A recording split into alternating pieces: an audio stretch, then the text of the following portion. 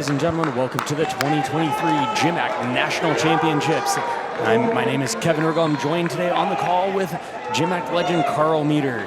We are very, very excited. There are 13 teams represented on the floor this evening in 2 flights. Carl, this is probably one of the, if not the largest college gymnastics meet in the country, maybe in the world. I think I would have to agree. Yeah, this is a scale that is completely new to the GymACT program, for sure. But even nationally, including the NCAA teams, I don't think that you're seeing quite nearly the numbers that we're seeing here today. This is going to be an exciting meet. Absolutely. So we do want to kind of talk about some projections. You know, Carl, you and I talked before this all kind of got started. As you guys can see up there in that upper left-hand corner, the teams are getting all ready to rock. They're all dialed in and ready to go. This is a national championship event. This is what these guys train for all day. So we talked a little bit about where we think everybody's going to kind of stack up. And, you know, there are 12 rotations to go, so anything can happen. But, you know, we're pretty confident that the guys that have been on top are going to stay on top for a while. But, you know, something we talked about at Westerns, Carl, was just how incredibly tight some of these stacks are going to be. So, Carl, who are you liking for a podium today?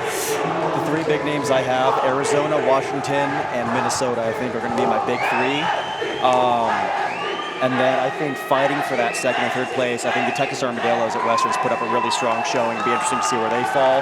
Iowa alongside them.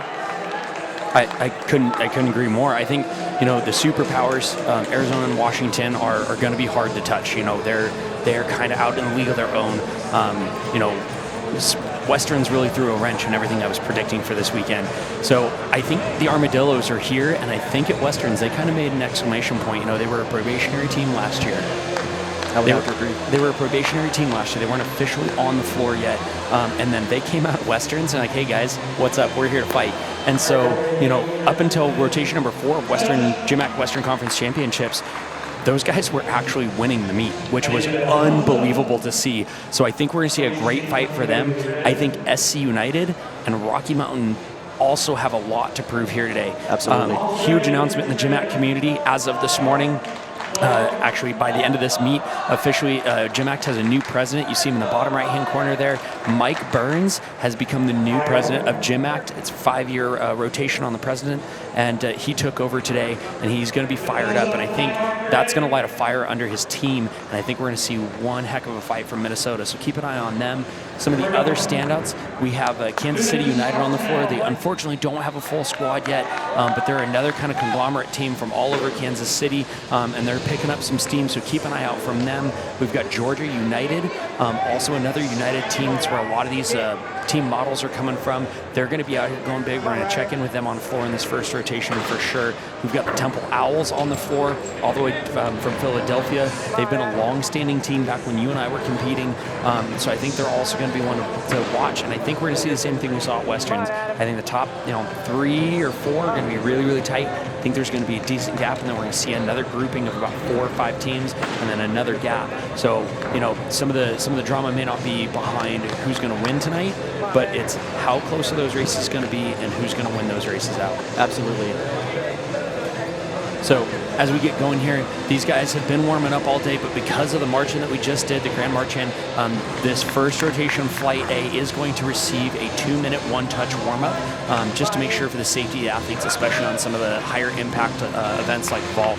So starting off today, we're going to see we do have one competitor from University of Illinois Chicago starting on floor, then followed behind them is going to be the entire lineup from Georgia United. The Rocky Mountain Mavericks are going to be coming in, starting on pommel horse. SC United starting on rings. That's going to be a real fun rotation to watch.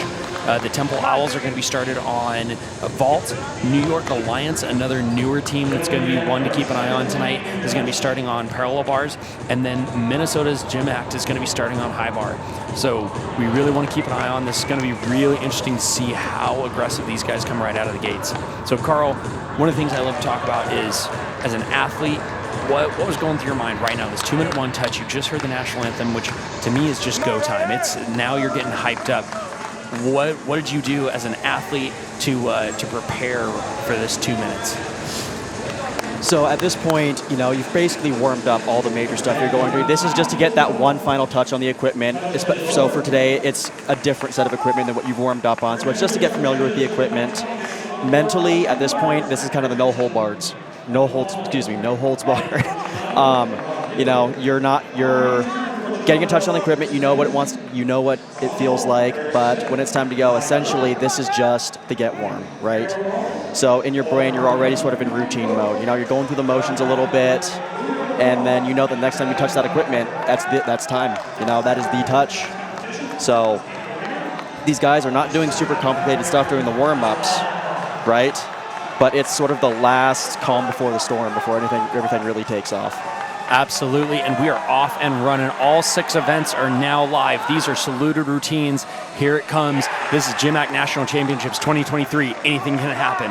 SoCal United starting off with that beautiful iron cross on rings. And Carl, as we talked about at Westerns, GymACT board decided they wanted to see more iron crosses, so that actually receives a 5/10 bump to what's already a C-value skill when you swing into it. So those crosses are going to be worth 0.8 of a point. So we're going to see a lot of them today. Rocky Mountain Mavericks starting off super strong on horse.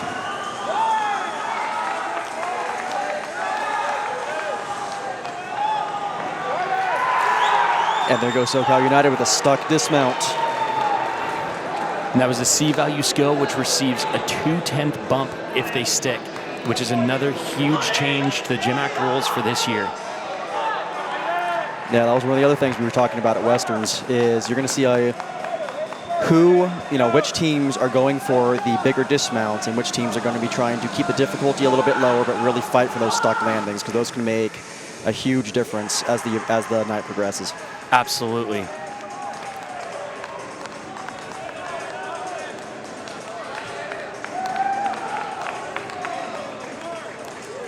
All right, we are off and running. UIC is done on floor, and we are starting on floor with Aiden W. from Georgia United.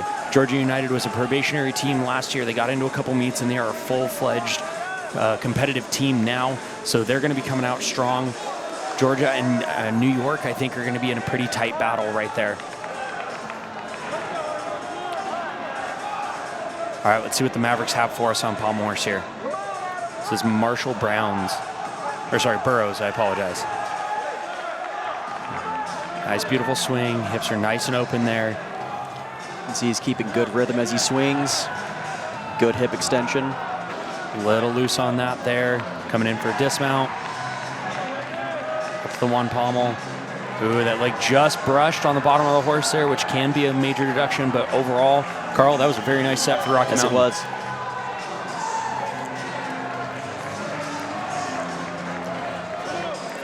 All right, top right corner, SC United. This should be Troy Mendelson from SCU, and this could be a big one for them. Troy is known for just having a very, very clean ring routine. He should be coming in a 9-0 execution here, which at this level, as we both know, is a huge score. Let's see what he's got. This is Troy Mendelson. Nice, slow Azarian cross. You know that the guys are really strong on that. You can see how slowly they rise up from the back left. That's where you tell you they're using their strength and not their momentum. Right.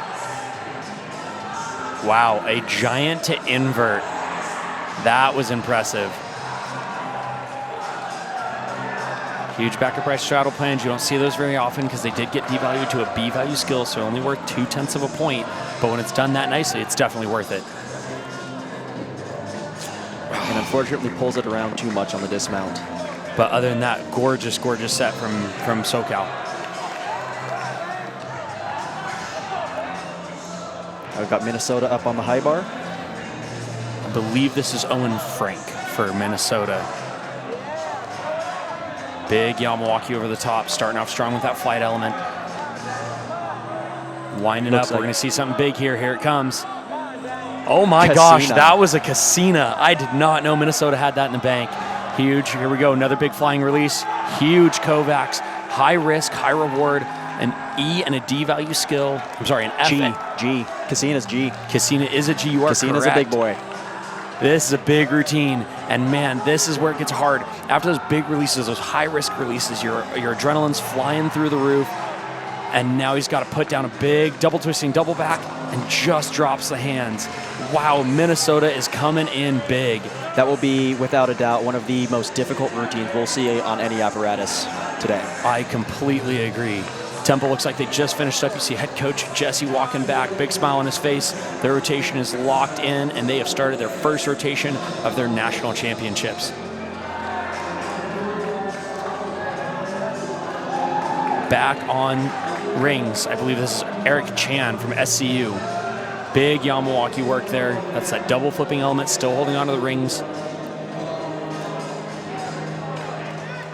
Holding that handstand, you see his shoulders nice and clear of the straps. That's a big one on rings. So most spectators don't realize that your arms have to stay completely free. Right there, you see him push those straps in. That's going to be a deduction on top of the arms bent. Big dismount. And another stuck dismount from SoCal United. SoCal, as we saw at Southwest Cup, SoCal knows how to stick rings. Moving on to the New York Alliance on P-bars with a very, very impressive clean routine so far. Started off with one of the most impressive peach to handstands I've seen in a long time. Huge double pike and just pikes it around. This is one of those things we were talking about earlier. So a lot of these teams, especially the younger teams, it's really hard to find your confidence on this floor. No matter how aggressive or how confident you were as a junior athlete, walking out on a floor of a college team is just on another level. All right, Georgia United here. I believe this is Jeremiah from Georgia United. Beautiful front full there. Nice, strong finish.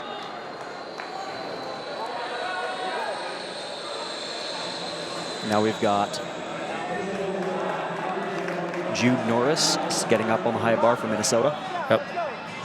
I do apologize. I believe Kellen Ryan was the routine we were watching from Minnesota earlier. Huge start value. Rocky Mountain Mavericks are back on the horse after a fall, and he's fighting hard. Beautiful swing handstand dismount from Rocky Mountain. You see Minnesota really loading up these routines with release moves. They're really, really going big for the difficulty today. They absolutely are. Like I said, now that their head coach has become the president of the program, I think these guys have some fire under them. All right, things are winding down. We're heading back over to the Mavericks on pommel horse as Georgia United takes to the floor. Pommel horse is a finicky event to start on. If you can go to pommels first and hit a very clean rotation, it's a very good way to pick up momentum for the competition. Absolutely, but on the flip side, it can also, if you go 5 routines up and all 5 of them have a fall, it's hard as a team to fight back from that.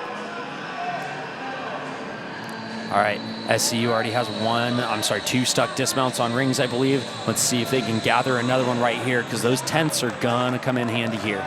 Especially if you look at the top of your screen, these scores are coming in tight. And you can see him with the open grip on the cross, trying to show that he does not have the wrists rolled under, so he's not holding a false grip. Correct. Big Yamawaki work from SCU.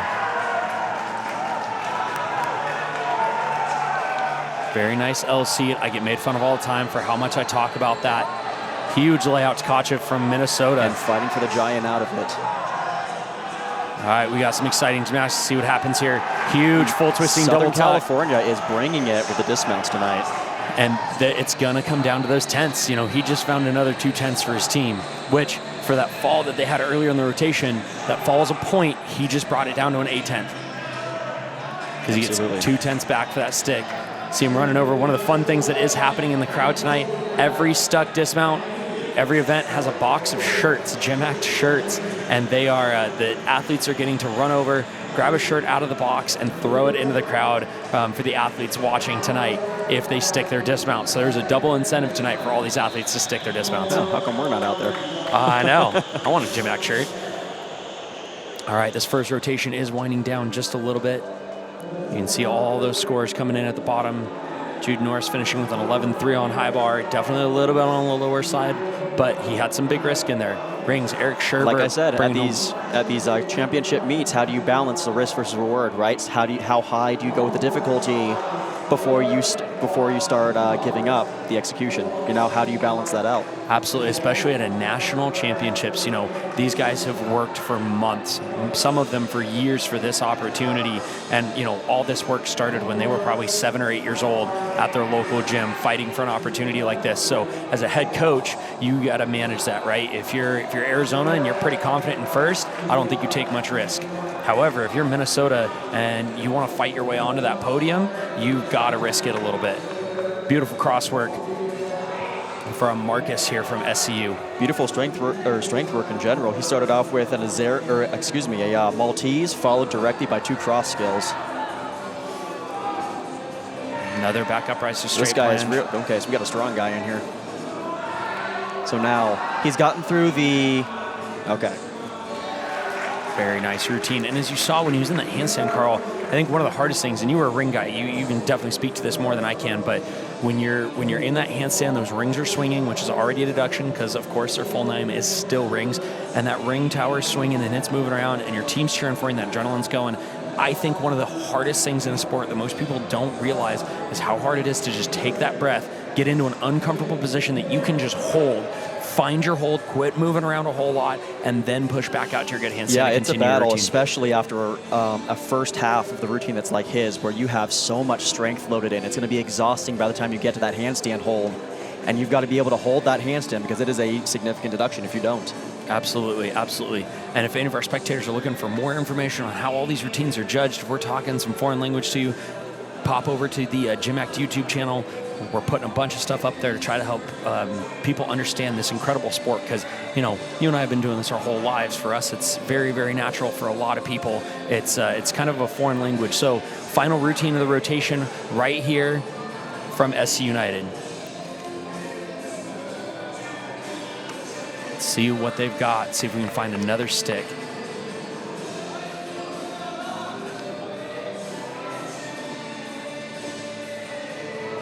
And again, starting off with the uprise cross for that 5/10 bonus, looked a little short on the hold.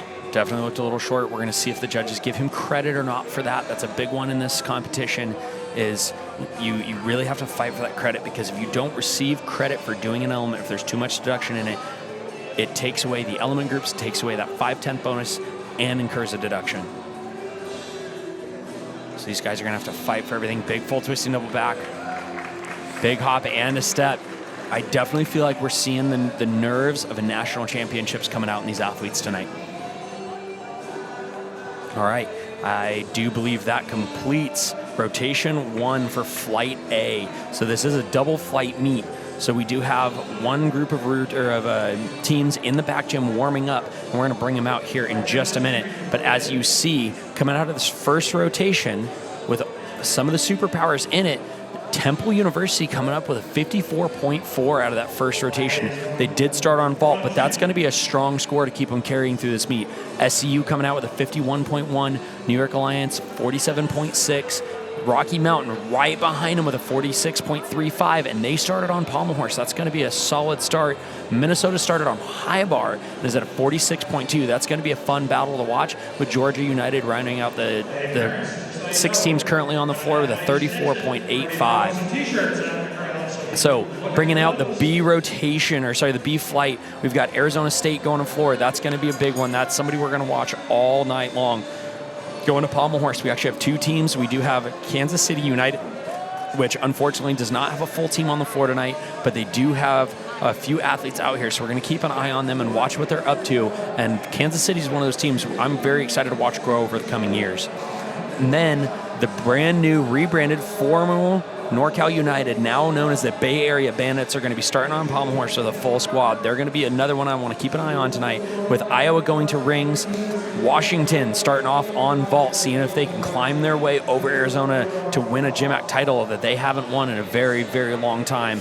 But we did see at Westerns, they are hungry for it. Texas Armadillos are going to be going to P-bars. That's going to be a very strong rotation and a great starting place for them, with Northern Illinois University coming in on high bar. This is going to be an exciting rotation. 2 of the big superpowers are in it, and some of the upsets are also in it. So this B flight is going to be a fun one where a lot of things can happen. And speaking of those 2, Washington and Arizona are both starting on most likely some of their strongest events. Vault and floor are generally the higher scoring events of the 6. Arizona and Washington both on their respective events can put up, I think, somewhere in the mid-50s at least. Absolutely, and it's going to be a fun fight. And alongside Dylan taking to the parallel bars for the Armadillos. And parallel bars for the Armadillos is one of their strongest events at Westerns. I think they put up some very impressive routines. Big Kazumatsu for Washington coming out strong from Riley. On floor, crowd favorite Jackson Harrison from Arizona State. Keep an eye right there. He is going to start out big right here. Tucked double-double. Small step. Looks like he might have gone out of bounds, but that's only a 1/10. Not the end of the world. Gabe Fry taken to the rings for Iowa. And Jackson is known for this right here. He puts the artistry back in men's artistic gymnastics. Whip to 2.5. Gabe Fry up in the upper right-hand corner for Iowa. Let's see if Iowa can start with a stuck dismount here. Nice giant work, staying calm in that handstand. Full twisting double tuck with a small step. Strong start for Iowa. And moving over as Washington puts up their second Kazumatsu vault. Little bit sloppier in the air than the one before, but still going to put up a solid score. Absolutely. He was definitely tucked, and this is one of those things where it's going to get real subjective for the judges. You know, are they going to give him layout credit or tuck credit? Because that's a big difference. It goes from, I believe, a 12.4 to a 14.0. So if he tucked too much, that's going to be huge deductions. But we're going to see what the judges are going to do with it. Now watching as Arizona finishes up their first floor routine. Solid. And what a beauty that was. Solid start from Jackson, and a stuck dismount coming out strong for Arizona. Iowa preparing for their second rings routine. Elias Sharp from Washington. This has been a big vault for them all season. Solid double full with a small step back. Very, very strong from the freshman. He might be a sophomore. I am actually not sure. All right, NIU on high bar. This is Kurt Lawrence. KCU taking to the pommel horse there, as you can see. Brand new GymACT team there, swinging strong. Let's see if NIU's got their first stick of the competition here. Nice Adler there. 13.75 for Jackson Harrison on floor. That's going to help Arizona get right out on front. And there is a stuck dismount on the rings. Small step from NIU on high bar. 13.95 from Elias Sharp on floor, or I'm sorry, on vault. And the Texas Armadillos with a stuck C dismount on the parallel bars. I believe that's 2 routines and 2 sticks for them. I believe so too. They are, I think, how strong they came out at Westerns just charged them up. You know, they're a young team out on the floor, but they went 3 events winning the Western Conference Championships right out of the gates. And, you know, a bunch of 17, 18-year-old guys, that's going to fire them up like crazy. This is Andrew Fincher from Arizona on floor. Bay Area Bandits ready to start their first routine with Andrew up on pommel horse. And man, as a brand new GymACT team, this would be a tough spot to be in. You want to come out super strong, and you know, you've got to calm the nerves right here.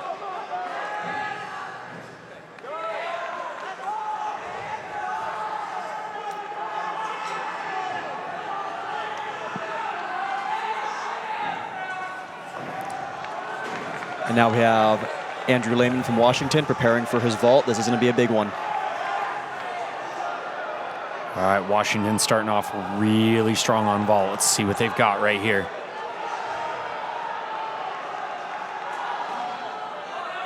Big 2.5. And a nearly stuck cause 1.5. Gosh, that was beautiful. Such a nice routine. So much gymnastics to watch right here. These guys are fighting so hard for every single 10th. Iowa coming in for a dismount.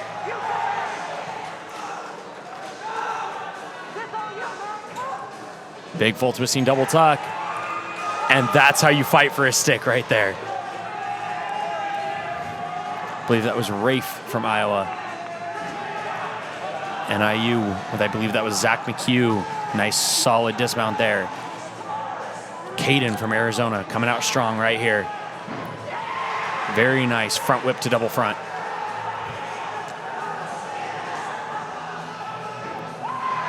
Caden's a powerful guy, a powerful tumbler. I was about to say, if the term dynamite comes in small packages, Caden would embody that 100%. Very, very powerful. Not a super big guy, and I think that's where a lot of his power comes from, honestly. Washington finishing out their vault lineup with a solid Kazumatsu.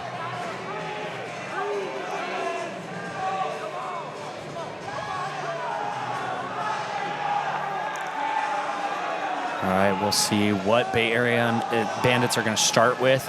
Andrew finished off strong for them.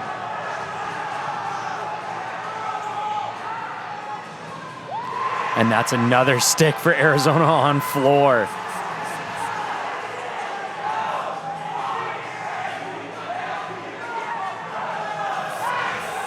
All right, Cole Jans from Iowa on rings, showing off that cross, getting that nice long hold on that. Very, very good control on that. It's going to be very important to show those long holds there. Bay Area starts with a 10-5-5 on horse. They do get to drop one score in today's competition, so that's not the end of the world, and it's not a terrible safety score. Here we go. We got a bunch of dismounts coming in. P-bars, I believe this is Sergey on P-bars for the Armadillos. This is a big P-bar routine for him. Lots of power action. Nice to pelt, keeping his legs free of the bars there.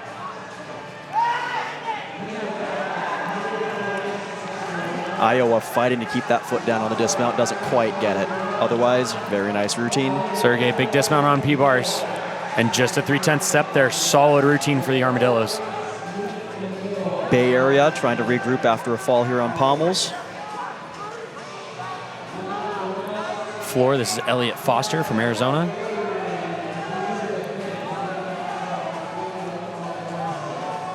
All right, and a good finish there on pommels. Swung the handstand up really nice. Yep. I believe that was Albert Chang from Bay Area. And one of the things we talked about at Westerns is being a younger team on the floor, it's really hard to control all that exciting energy and keep it really, really focused. Oh, interesting. If you're looking at pommel horse right now, it looks like Albert did not receive credit for his dismount. Judge called the coach over, let him know it looks like he is going to have to repeat that dismount.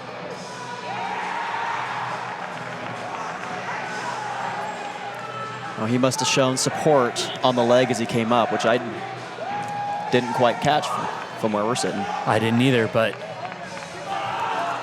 that's way, way better. Very, very strong finish from Albert, and that is hard to do.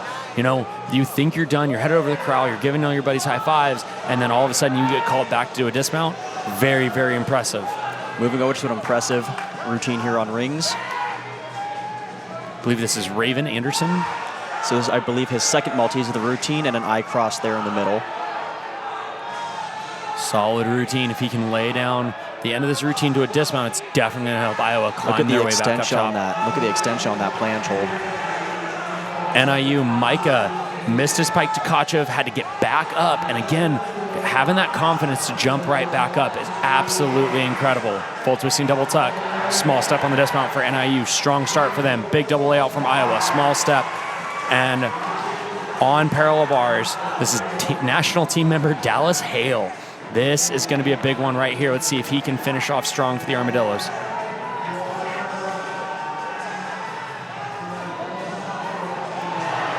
You knew from the windup on that uprise that was going to be a big dismount.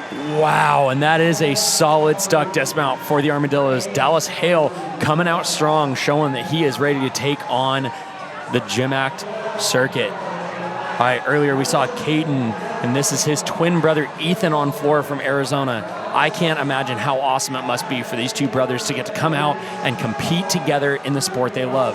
Bay Area Bandits fighting hard, fighting back from that fall earlier. And finishing a very nice pommel routine. That swung very nice all the way through. Yep, Evan from Bay Area picks his team back up. That was incredible from them. That's gonna help a ton.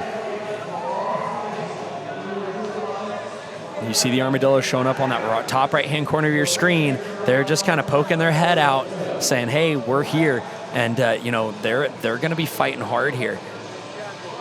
All right, everybody's got at least 3 scores in, so the standings at the top are fairly accurate. They're gonna shift a little bit as we get the next couple of scores in, but these guys are out here fighting like crazy, and this is one of the things I absolutely love about this sport. Is at this point you can see Dallas Hale, if you're looking at the bottom left-hand corner there, throwing that T-shirt all the way to the top of the stands. I love it, but the heart in the GymACT athletes, because all these teams are self-funded. whether it's by the generosity of a local gym by just letting them train there for free, or it's fundraising efforts of the team, or whatever it may be. So these guys, when they walk out here, none of these guys are on scholarship. None of these guys really have anything handed to them.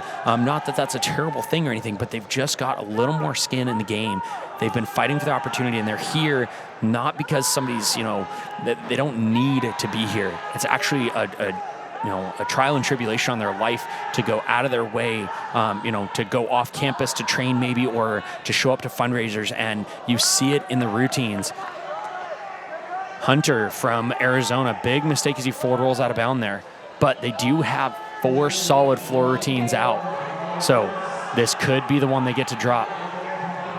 All right, Braden from Texas Armadillos taking to the parallel bars with their final routine. And, Carl, I think Braden just has to be carrying all that energy that Dallas just put out on those P-bars. He hit such a strong set. It's so much easier to go out there and hit when you know the guy in front of you hit hard. You want to just continue on what they did. Absolutely. All right, Bay Area, Ezekiel taking to the horse here. Strong finish from the Armadillos. Nice solid routine for Bay Area. And here goes Arizona, wrapping up their last floor routine of the rotation. He had a rough start there. Hunter had a real rough start, but man, you can't be mad about a routine that sticks. All right, we have one more athlete of this rotation. This is Andrew Fairchild from Bay Area. Top row, dead center on pommel horse. Let's see how they can finish their first rotation of their first ever GymACT National Championships.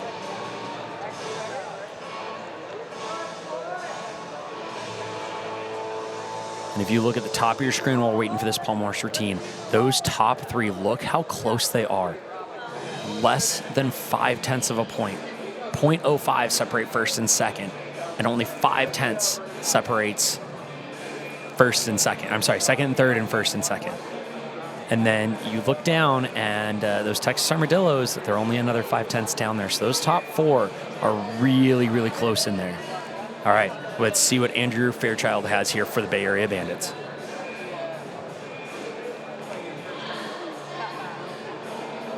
Starting off with some full twisting leg work. Little pike in the circle. So now as he continues to swing here, you're going to see he's picking up a little bit of deduction on each swing with the positions, but he stays on the horse, gets through his dismount. And a lot of times, staying on the horse is just half the battle. If you can just do that, you're usually ahead of about half the competition. Yep, and he's going back to the chalk bucket.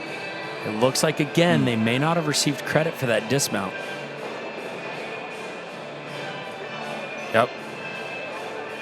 Coach sitting there talking to him, and again, after something like that, you're allowed 30 seconds. And this is one of those very interesting things about pommel horse. There's not another event where if you don't receive credit for the dismount, you get to go up and do it again. So taking that 30 seconds, calming the nerves, and being able to jump back up is extremely difficult. Strong start for Bay Area. All right, I do believe that wraps up rotation 1 from Flight B. And as you can see in the top of your screen there, the standings, Washington coming out strong with a 54.9. That is a huge individual event team score. They are coming out saying, we are here, we're in this fight, and we're not going quietly. Temple, honestly, is the surprise for me right now. I did not have Temple University in this fight this early, and they're sitting strong with a 55.4. Again, started on vault. Vault always has a little bit of a sway to it. The top 2 teams did start on vault. But, Carl, we talked about it earlier. When you look up at that scoreboard, when you rotate out and you see your team up there, and you're like, oh my gosh, we're in this, that energy picks up and it carries through. So starting on vault, real strong rotation for those 2 teams. Now, it'll be interesting to see how these standings shift as each team kind of passes through. Now, what is, in my opinion, the biggest 2 events, pommel horse and high bar, are generally the ones that are going to have the most impact on standings overall.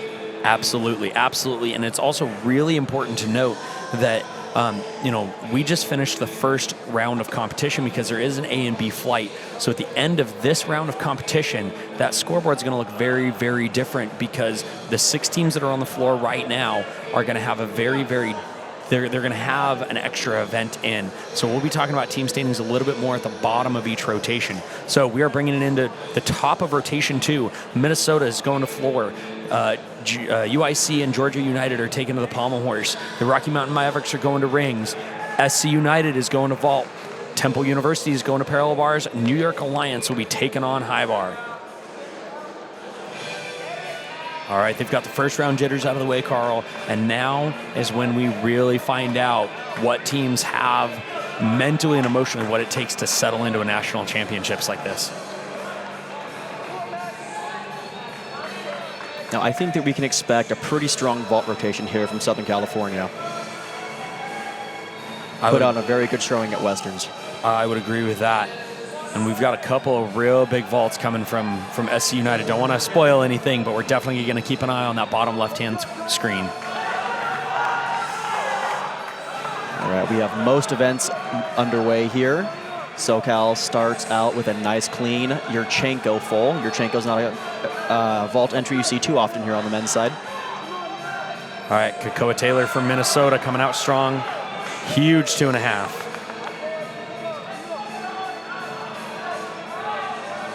Timothy Starrook from UIC coming in for his dismount on pommel horse. Solid set. Big full twisting double back in the background of that video from David from New York Alliance. Solid start for them. Nathan from the Mavericks starting off strong, hitting his giant work on the rings. With Max Perez from Temple starting off their second round. Here we go from from SC United. Big double full from Eric Chan.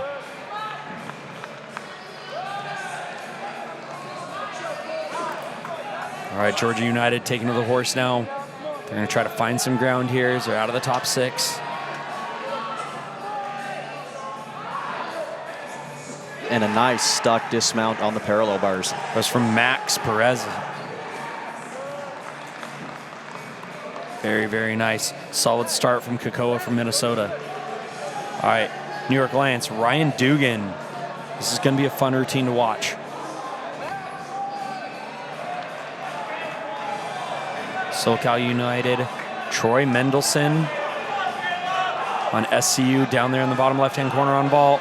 Big hand double front. Now, big question, did he get his feet down before his butt? Yep. Before he sat. If he sits down before his feet hits by the judgment, it's going to be no credit. It's going to be very, very interesting to see what they do with that vault. Looked good and then just came up a little bit short. All right, solid routine from the Mavericks here. This is Caleb.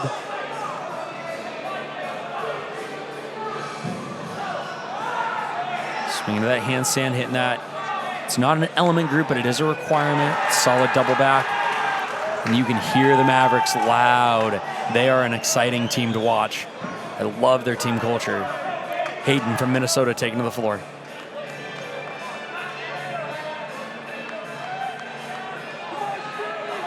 Big triple full, but hopping around. Definitely looks like the nerves are, wound up a little bit. He's got to settle in here as he comes into his passes. All right, and here goes Temple on the parallel bars. Another big double full from SCU. So Stefan from Temple, solid start.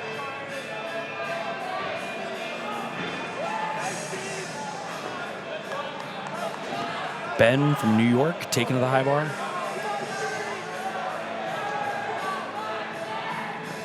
And Mendelson, it appears, did get credit for his vault, even with the fall, scoring a little above a 13.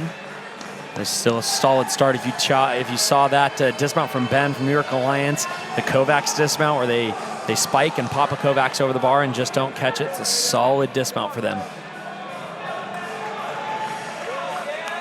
SCU bringing up their final vault right here. Oh, I thought he was going to stick that. Solid vault rotation for SCU. All right, this is Gavin from the Mavericks up on ring. Super strong. Very, very nice straight planche. Love the rhythm on that into his front uprise, hitting that element group.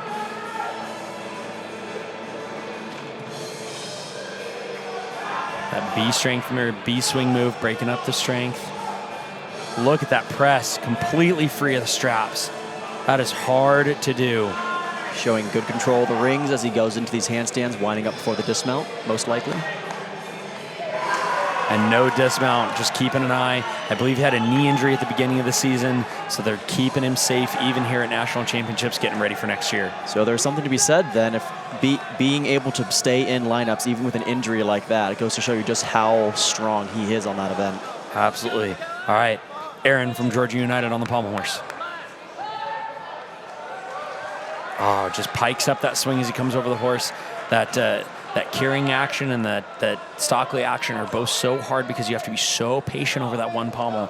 And it's real easy, especially when you're swinging well, to try to rush in and grab that other pommel. That's exactly what he did. And that's when I know too well from experience. That more was the bane of my existence for a long time. Zach Raymond from Temple. Let's see if he can find a stick here. And it he appears does. he can. Man, I don't know if he can hear me, but he answered my question real fast.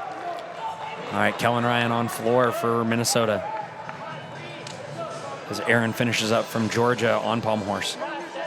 Now, it would seem so far that I think we're already seeing more stuck dismounts at the end of routines here than we did at Westerns. Absolutely. It seems like a lot of these teams are a little bit more dialed in than they were a few weeks ago. I would definitely And that's to agree be with that. expected. You know, this is when you want to be peaking. This is when you want to be at your most refined. Kellen Ryan with a nice Fedorchenko there on floor. Good amplitude, good height off the floor.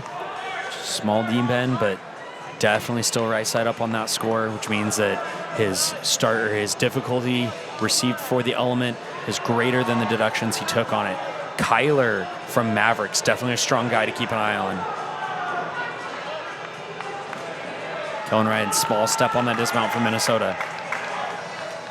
All right, Aiden Whitehead from Georgia coming in strong. Georgia's had a little bit of a rocky start here. Let's see if he can find a nice solid set for him here.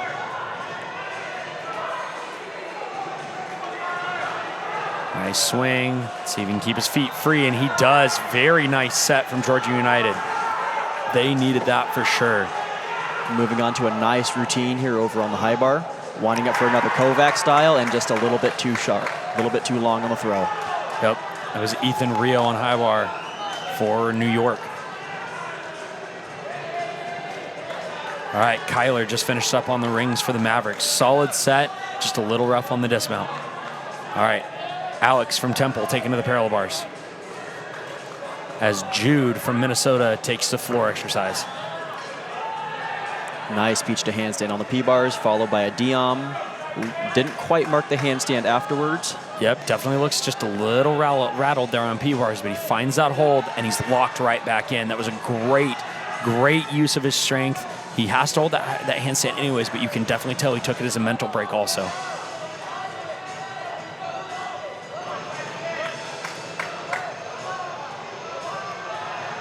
Let's see what we got here from parallel bars and high bar, both coming in for a dismount. Huge full twisting double finish layout. from New York Alliance. Temple, I believe that was a front double full, and he just stumbles it back, fighting his absolute hardest to stay on his feet, and stumbles it off the mat a little bit. Other than that, great routine. All right, we're winding down Flight A, rotation 2. Jude Norris, solid stuck dismount on floor. All right. And here comes Dyson Adsit for the Mavericks, up last on the rings. So who's got? Mavericks have had a pretty solid ring rotation so far, but they definitely need a nice clean set here. 12-8-5 from Kyler on rings is definitely going to help him. Solid swing handstand, just camping. He's confident and strong, coming into his dismount, full twisting double tuck. And here goes the stick. Gosh, is there any better feeling on this planet, Carl? I don't believe there is. I have done lots of very silly things trying to chase that feeling, and I don't think anything feels as good as that. Jacob Biller taken to the parallel bars for the Temple Owls. Nice Healy to start. Brandon Kim taking Minnesota home with his final routine on floor.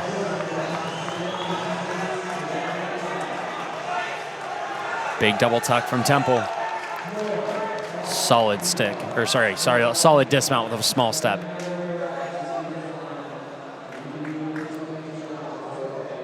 Kim finding his landings, looking real solid here on floor. Which they definitely have. 1 or 2 routines that they'd love to be able to drop. So Brandon is doing his job for his team here as he comes in for his dismount.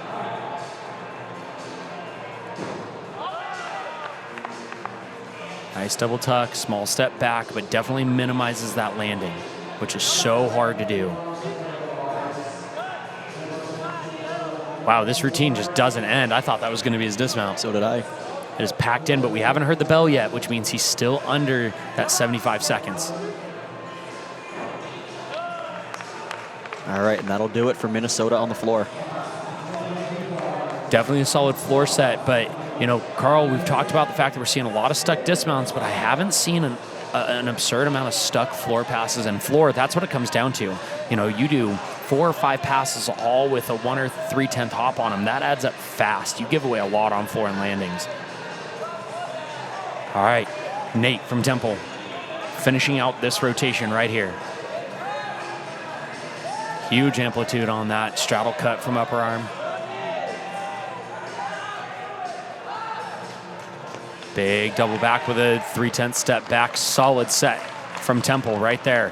All right, Flight A has wrapped up rotation 1. And again, if you're looking at that scoreboard at the top, remember this is Flight A. So they have an extra routine in their team score right now. But Temple staying on top with a 104.85. All right, we're winding down. We're getting ready to rotate. Headed into rotation 2 from Flight B. Northern Illinois University takes on floor exercise. Arizona State Gymnastics taking on pommel horse. That's going to be a big one for them. If they can get through horse strong, they're going to carry that momentum all the way through.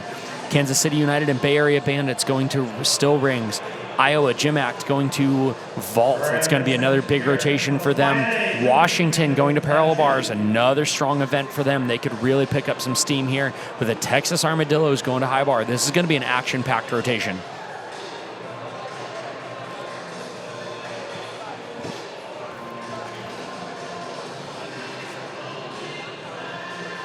So one of the other things I do love to talk about is just the energy of the team in a meet like this. You know, you have one good event, it can just carry the whole team through. But on the flip side, you have one routine that you were counting on. The whole team knows where their superstars are, right? Like we all knew when we were on team, like we knew that we needed certain routines to hit because they carried so much weight to the team score. And man, you know, Carl, how do teams deal with that if one of those big routines misses? How do you it comes down to really the team captain, the guy that's kind of the designated leader of the team, being able to rally everybody back from that and, you know, focus on what you have left to do and not what's already been done.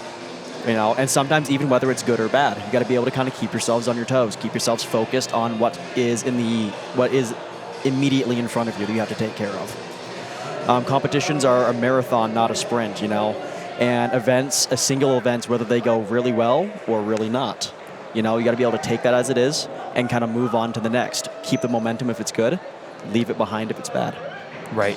And I think one of the things you just touched on is you've got to be able to go one event at a time, even if they're good, because one of the things we'll see is, you know, a team will be struggling a little bit. They'll get one really, really good event and they come out to the next one and you can tell they have a lot of nervous energy that they come in and they start trying way too hard because they get that really, really good feeling coming off a strong rotation and they start making mistakes because they're just a little too amped up. So it's going to be real interesting to see how these teams handle that as they carry their way through. All right, the announcer just gave control of the event to the judges, so we are off and tumbling here in Oklahoma City. Jared Enyard from NIU taking to the floor exercise. Aiden Myers for Arizona State taking to the pommel horse. Kevin Jansen from Kansas City taking to the still rings. Gabe Fry starting off Iowa's GymACT on vault.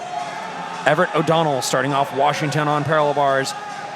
And Dylan McConkey from the Texas Armadillos. Let's see what we got going here. Arizona looking very nice on pommels so far. Keeping his swing moving nice, keeping good extension into circles. The execution has been there. The dismount swings up nice, and he fights it back over the correct side of the horse on the dismount. That is a strong start for Arizona. And that's why Arizona is going to be hard to find. They are going to climb their way to the top, and they're going to do it quick. And, if any of these teams want to fight with them, they're going to have to come out strong because Arizona's fired up right now. And I think some of that was they did not have the best Western Conference championships. They did end up pulling it out at the end, but they had to fight tooth and nail. And talking to the coaching staff, they really didn't want to do that coming into this meet. They didn't want another fight on their hands. They wanted to come out strong and just kind of shut everything down. Just this is their division. This is what they want. Washington as well, starting off very strong on the parallel bars. Everett O'Donnell, their leading athlete, posting quite nearly a 13, just shy of a 13. And that is impressive on parallel bars. That is a big number on parallel bars. All right, Iowa starting to have some fun with the competition there as Jonathan jogs back from his vault. And those are the guys you need, the guys that are just out here and they're loving what they're doing. You see the energy from him. I love to see that. These guys are out here doing a job, but it's a job they love. Arizona State fighting hard to stay on that pommel horse.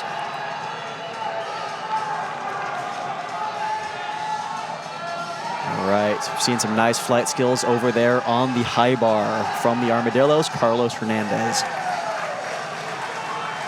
Arush from Arizona State fighting hard to stay on the horse there. And sometimes those routines that maybe aren't the best, but man, they fight like crazy, sometimes are the ones the team needs. Nolan from Iowa GymACT putting down a very nice cause half. All right, Washington with a fall on the dismount on the parallel bars. Very nice front uprights to L seat from KCU. As I said, check out the GymACT YouTube channel. Talked about that this morning when we posted a video about how rings is built. That is an element group. It's a group 3 swing to strength. Very, very nicely done to a nice big dismount. Can he hold the stick? Yes, he can. Fantastic. KCU out here fighting hard. That was Asa Thompson.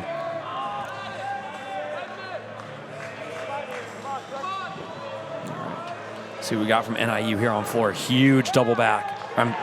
And NIU, Carl, is one of my favorite teams on floor exercise. Keep your eye in that top left corner. This is called men's artistic gymnastics, and NIU puts the artistry back into their floor routines. It is super fun to watch. Hunter Burnett from Arizona on the pommel horse. Definitely a powerhouse we're going to watch today. Arizona so far looking like they are not going to have a repeat rotation that they did had at Westerns. Absolutely. Fighting hard. You can hear them loud, too. I love that. Nice swing up on the dismount. That's how that's supposed to be done. And here goes Andrew Lehman for Washington on the parallel bars. See what he's got here coming back off of a fall from his teammate. He's got to kind of put that out of his mind. One of the best things, one of my favorite things to tell a teammate after they fell, they came back over the chalk bike. I just said, hey, I got you. I'm going to pick up right here. I got it. Don't even worry about it. That way they can just kind of let go of that mistake and be ready for their next routine. And, it proves that whole team point as they push through here. Strong L seat from Andrew. And it's the basic moves like that that really set the difference between a good routine and a great routine. Hunter Burnett posting a 12.85 from pommel horse. Big vault from Iowa. From Iowa, posting up a big double full. And a nice stuck dismount from Andrew Lehman. That is exactly the routine that they needed. He definitely picked up that fall. That was fantastic. That's what you want to see in these competitions, is these guys working together, having fun, and doing the sport they love right here. All right, Dylan Huntmeyer taken to the horse from Arizona State. Big pommel horse worker. Definitely want to keep an eye right there. Definitely showing a good job at it, giving good extension to that leg work. That can make the leg work is a huge, huge part of pommels. You see so many guys just kind of go through and you don't see the amplitude, and they will get absolutely killed on it. Absolutely, because those toes do have to pass above their ears as this single leg travels over the horse. KCU on rings, man. We really haven't been focused on them. They're not a very big team, but these guys do know how to swing some rings. This is Chance from Kansas City. Going in B-Giant into a C dismount to a solid stick. That was gorgeous. Great job from KCU. And moving on to the Armadillos on high bar, wrapping up a very high-flying routine. Lots of flight elements there. It was Kelly North. Very, very strong routine. Those Armadillos are going to be fighting hard. I think they're going to be putting some pressure on the big ones. Micah Puckett from NIU showing off some of that artistry right there.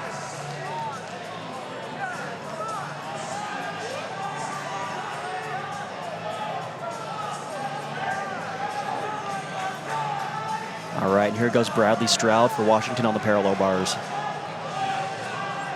Andrew Lehman just picked up for him. Let's see if Bradley can keep it going.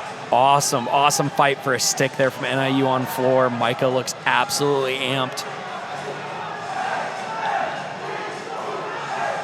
Bradley swinging good for the Dogs right now. You can hear Arizona there on the other side of the curtain from us, and you can hear it. Huge front uprise, big front full. It's a C value skill. Fighting for that stick, but made the right call and just took the 310 step there. I can't tell you how many times I've seen a guy fight just way too hard for a stick and he'll end up sitting down, or God help them, falling on their face. I've seen it go both ways.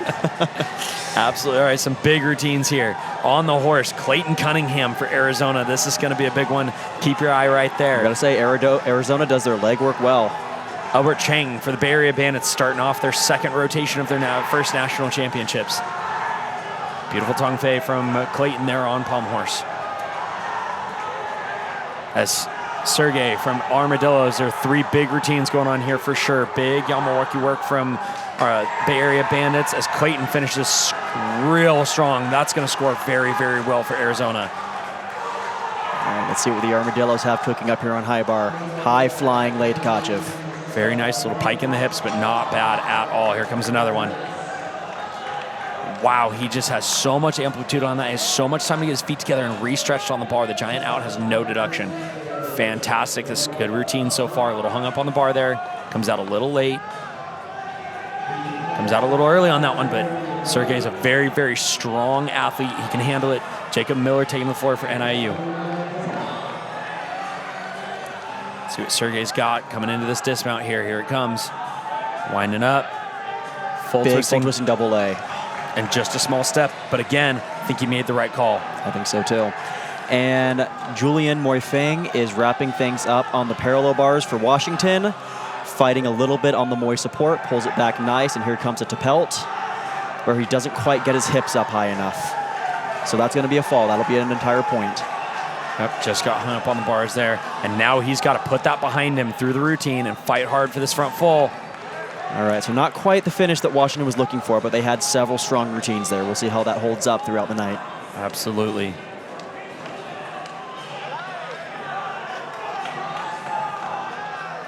All right, NIU still taking to the floor exercise here. Very, very clean double full there to finish from Jacob Miller. All right, Bay Area Bandits. Second guy, this is Evan from Bay Area. Let's see what he's got for us on the still rings. Nice Yamawaki work, good extended arms. Love seeing these new teams out here fighting hard, keeping the arms free of the straps there.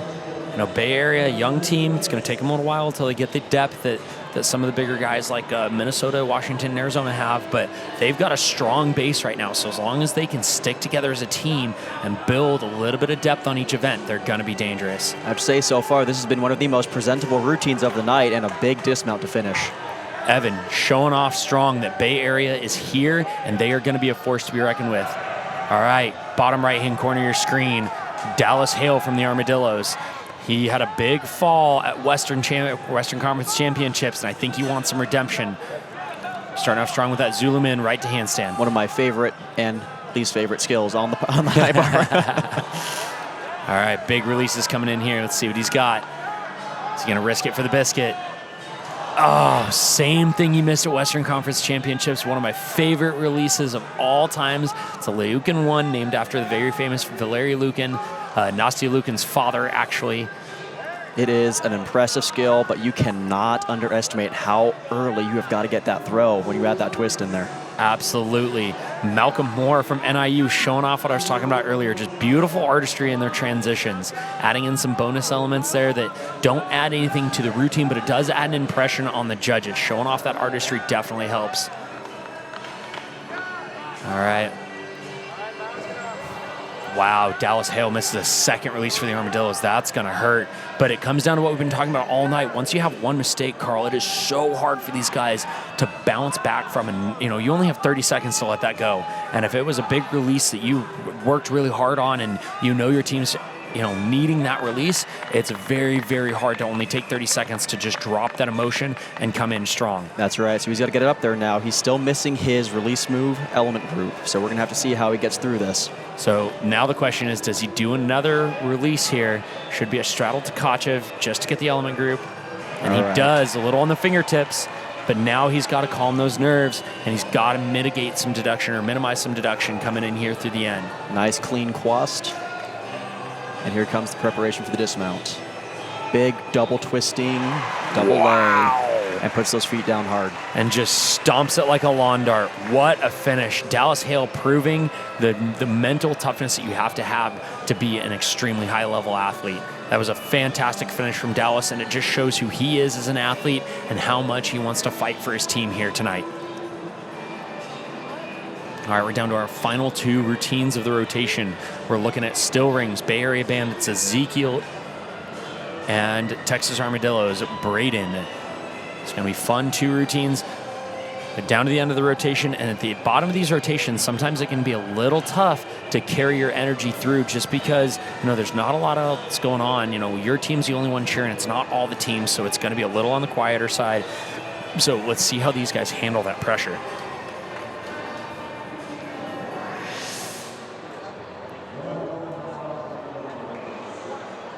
And this is another one of those things I love to talk about. This pressure right here. You're standing there, you're ready, you've gone through your mental prep, and you're in this kind of limbo, this just holding. All of your adrenaline's rushing, all of your mental prep is rushing, your brain, sometimes your mind is racing, sometimes it's completely calm, and having to stand there for that long can be really, really hard to stay in before the storm. Absolutely, and it's so hard to stay in that sweet spot. All right, let's see what Bay Area and the Armadillos have for us coming out strong. Solid release out early from the Armadillos, a little stop there on the bar. So that direction change is going to be a deduction. Yep. And he's got to, okay. Bummer, just comes out early on that in-bar element there. The timing on the in-bar elements can be finicky. If you just get a little bit ahead of yourself, you're off on the wrong side of the bar, and that can be hard to come back from. Absolutely. Ezekiel finish out a strong rotation for the Bandits there on rings. And again, Braden's got to take that 30 seconds. He's got to catch his breath, and he's got to be ready to turn around and fight back here for his team. Interesting routine construction there to almost, it looked like that direction change was built in. It looks like it was intentional, which sometimes you do that as a coach because maybe that's the only way he can do that in-bar element. That's right. And you take a 3/10 direction change, or you miss the element group altogether and you're down 7/10. So smart routine construction there from head coach Tom Meadows. Oh, maybe it wasn't on purpose because he does have that Weiler element right there, which fulfills the element group. Full twisting double tuck, small hop on the landing. Man, those Armadillos had a little bit of a rough rotation there on high bar, but they did prove that they know how to fight back strong. All right, Flight B, we are at the bottom of rotation 2. All the scores are locked in from those first 2 rotations, and we are looking at a current scoreboard there at the top, and Temple coming in strong. I did not see that coming. So Washington out with a decent lead right now. Arizona's going to have to do some fighting here to find them. The Huskies look like they might be looking for some history upset here. Arizona 105.05. Temple 104.85, less than a point behind them. That's not a huge gap. But then you see Iowa only 0.15 behind them. That's going to be a fun battle to watch. And only 0.4 behind them is SC United. Then we have a decent gap down to the Armadillos there. So this is where we were talking about earlier, Carl. We're going to see these groupings. Come out of the gates, everyone's going to be fairly equal. But as we roll through and, teams hit their strong and not strong events, we're going to see them start to separate out. But Washington above Arizona, that's going to be hard to say. I got no complaints. You're obviously a Washington alum. I'm Arizona alum. I got some complaints right now. And But at the end of the day, you know what? We're all here for the gymnasts. You know, I love to see everybody get out there and do their absolute best. It is absolutely, and I was talking about this earlier with one of the coaches during the junior sessions. We were both in it earlier today. You know, nobody out here wants to see a guy fall. No one wants to see some of these superstars miss releases or come off the horse or anything. What I really would love to see is a meet with no falls and find out where everybody actually stacks. So now, if you're Arizona and you glanced at that scoreboard as you rotated back, you know, what is a team captain? If you were in team captain Vinny Clismo or Blake Tingzong's shoes, what would you be saying to your team rotating back to their third rotation? Well, they're in a situation, again, where they're kind of looking up, and that's not a situation that they're used to. And so if you're there, you know which gymnasts are going to be putting up, you know, who is your best chance on each particular event at putting up strong scores, you know? And you're going to be rallying those guys, you know, to really put up a routine that is their absolute best. I mean, at a certain point, you tell them, trust your training, trust what you do in practice, trust yourself. Is there anything else that you can ask for? Absolutely. All right, we are off and running here. New York Alliance, Ethan Rio is on the floor exercise. Minnesota's Noah actually just came off horse. Timothy from UIC is up on rings. Caleb from Mavericks has already started their vault rotation. A little rough, so we'll see if they can fight back here. From SCU, William Pierce. This is going to be a big one to watch. Keep an eye on that bottom middle screen right there. It's going to be a big one for them. Will and Pierce. Stefan from Temple is up on high bar. Will Pierce, good friend of ours. Good to see him still competing after all this time. He's been going at it for a while, and then he has so much to show for the time he's put into this sport. Absolutely. Love seeing this. This is part of the reason we love GymACT. Some of these guys are staying in the sport longer and longer. Big jump and a quarter. Can he find it? Oh, he can. Way to mitigate. Now he's got to settle in and find some extra tenths in the end of this routine here. Yeah, Will's a big guy. He swings hard. He's got lots of power. Sometimes that power can kind of get away from you if you don't quite get those angles right. Absolutely. And here he goes wrapping up for the dismount and stays on his feet. So not the cleanest routine that he probably could have put up, but the difficulty was high. He had style. It's a good start for SoCal. Absolutely, and you know, sometimes those routines that fight that hard get the team fired up, and they're going to go pick up those deductions he left out there, and they could still have a very strong rotation. All right, Ryder, New York Alliance, huge double back. Oh, it just sits back on it. All right, from Minnesota, this is Evan. Big pommel routine for Minnesota here. So they've got a routine to cover for already, fighting to get us. What a fight. He fights to keep that on, fights well, and here comes, all right. So he's got a little bit more care work to go before the dismount. Up it goes. Great fight. All Head right. coach Mike Burns in the left-hand corner there, just throwing his hands up. Thankfully, he stayed on. I always say pommel horse is to men's gymnastics like beam is to women's gymnastics. Sometimes all you can hope for is that the guys stay on. And today we're gonna have to watch those dismounts hard because it looks like the judges are really hammering down on if the leg touches at all. It seems like. Absolutely. There's no credit. The guy's got to repeat it. All right. Noah Arnold from Georgia United taken to the still rings, starting off their third rotation here.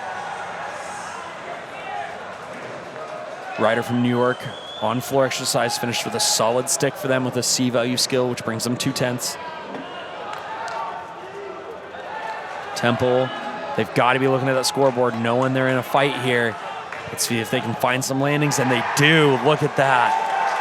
Followed up immediately by another one on the rings. Like I said, the amount of stuck landings that we've seen today are far greater so far than what we've seen at Westerns. Absolutely. Alex from Temple getting the rotation back on track there. That's going to be a huge score.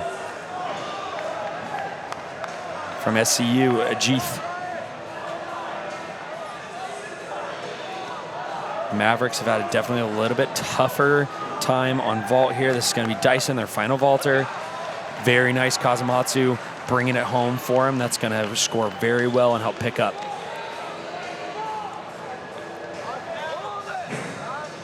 This is Ryan Dugan on floor for New York. Interesting exit out of that handstand. This is what I love to see. Sometimes in GymACT you get some very interesting variations of skills. Moving fast, keep under that 75-second time limit. Nice. Yeah, and going for a bigger dismount than what you're generally going to see today. Going for the D dismount to get that extra difficulty. Hopefully, if you can get it down, you get the extra 10th for the stick bonus as well. Absolutely. Risking it for the biscuit a little bit there. Takes a small step on it, but, I think he made the right call, absolutely. It was a very, very solid, well done D-value skill there. All right, Temple putting up Nate on high bar. You can tell already this guy's a powerful swinger. You can see how much he moves that bar as he swings. All right, Aaron from Georgia United taking to the rings. All right, and Kellen Ryan jumping up on pommel horse. This is one of the guys we've watched all day. He's normally a solid hit for him right here, and they definitely need it. All right, Temple secures their second stuck landing of the rotation. And Temple is going to be in this fight. With 14 teams, sometimes it's hard to remember who all is going to be in here strong. And Temple is going to put up a fight to the end. It's great to see. Solid routine from Kellen on pommel horse from Minnesota. All right, Aiden from New York, huge double front tuck, D-value skill with a small hop. Could have fit a full-size person underneath that one. Yeah, could have walked under it and won. Wow, that's a really big skill. Southern California looking strong on the parallel bars. I got to say, so far, I am very impressed with how Southern California has looked this season. Absolutely. SCU is really, really, really building some steam here. By far one of the most grown programs in recent years. Absolutely. We noticed as I was commentating 2 years ago, I think at Son of a Classic or Southwest Cup, that they were starting to build, and I've been waiting for their steam to slow down. It just really hasn't. Great routine there from Eric Sherbert for SCU. Aiden from New York laying down a great floor routine. This is Jeremiah Holmes from Georgia United on the still rings. Fighting for that stick from New York. Love to see that. All right. We've got Jude Norris, final guy on pommel horse from Minnesota. Let's see if he can keep this going strong. They've had to take a couple lower scores. He's got to fight for every 10th here.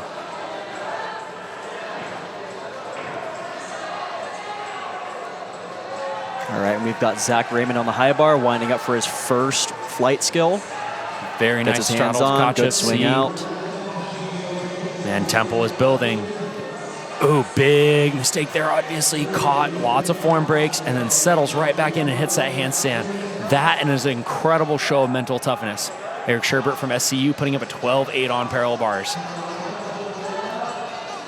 Very nice. Temple showing those handstands. That's exactly what the judges are looking for. Troy Mendelson from SCU taking to the parallel bars. Oh, just pikes it down on that dismount. Zach fought so hard for that routine. Sometimes you just run out of gas at the end. Casey from New York coming out strong with a full tuck, just stumbling it forward. All right, Casey's a big, powerful tumbler, but sometimes that power is real hard to keep a hold of. It's going to be Aiden Whitehead from Georgia United taking the still rings. All right, and Mendelson finishing off with a strong dismount. A little bit rocky there in the middle. All right, let's keep an eye right there on Aiden from rings. And there's a nice Maltese hold. Very nice. Georgia is another team. I think they're going to follow that SC United path. They came out last year for a routine or two or for an event or two, and definitely looked like a new team. And this year, they're already showing a lot of growth from last year. Casey from New York, that was a little bit of a rough routine for him, very uncharacteristic. So they're going to have to cover that here in the coming rotations going into pommel horse, which can be very difficult to do.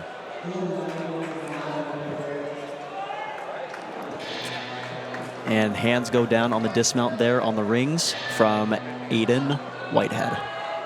All right. Jacob Biller from Temple. Temple's had a great high bar rotation, but they need a solid one here because they're counting a 10.65 there from Zach Raymond. So Jacob's got to pick up here for his team to keep them in the hunt for that podium spot. Great Tkachev work there. Beautiful handstand. One of the biggest things on high bar is the judges are looking for handstand right there. You saw I pulled that skill over the bar. That's going to be an added deduction. But that right there is definitely not. That was dead on handstand. That's what we're looking for. All right. Let's see what Jacob's got here for a dismount. Full twisting double layout. Small step. That's what they needed. The Temple Owls are staying in this fight. We've got Calvin Vowry from Southern California getting ready to wrap things up. Calvin's another guy who's been around for a while. I mean, he's been at least since 2018. So he's been definitely a veteran on the team. Let's see what he can do to round off the rotation for Southern California. And as SCU jumps up on the parallel bars, Ray Bridges from Georgia United is going to finish out their rotation.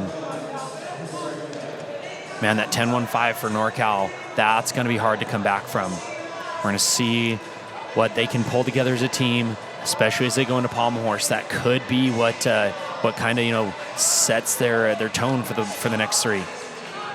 Calvin with some very high flying skills and look at his handstand holds. Look at that line. That is beautiful. We talked about it earlier. Sometimes those very, very simple skills like a handstand or an LC would make all the difference. He comes in for a big double tuck. And the dismount gets away from him a little bit. But does a great job keeping the hands up and mitigating. That's one of the hardest things to do is when you get in trouble is to stay calm and not take more deduction than you absolutely have to. All right, Ray Bridges from Georgia United finishing out rotation 3 for Flight A. Already hit a nice solid swing strength element. Catches support a little bit there on that double front element called a tucked Yamawaki. There he goes, calming down on that handstand. Nice swing handstand. 3/10 if they miss that. And pulls the dismount around a little bit too far. It's, Carl, I felt like we were seeing a ton of sticks in the first 2 rotations, and now that their score's up, there's competition to be had. I feel like some of these guys are letting it get to them just a little bit, and they're just putting a little extra English on their dismounts, and it's hard when you do that to find it. Your timing and your visual cues are on point all season long, and then you get to a national championships and you put just a little extra down. It's so hard to calm it back down and find it. Absolutely. All right, and if you look at the Pommel Horse screen there, top middle, you see meet referee Peter Wigging conferring with the judges on different rulings.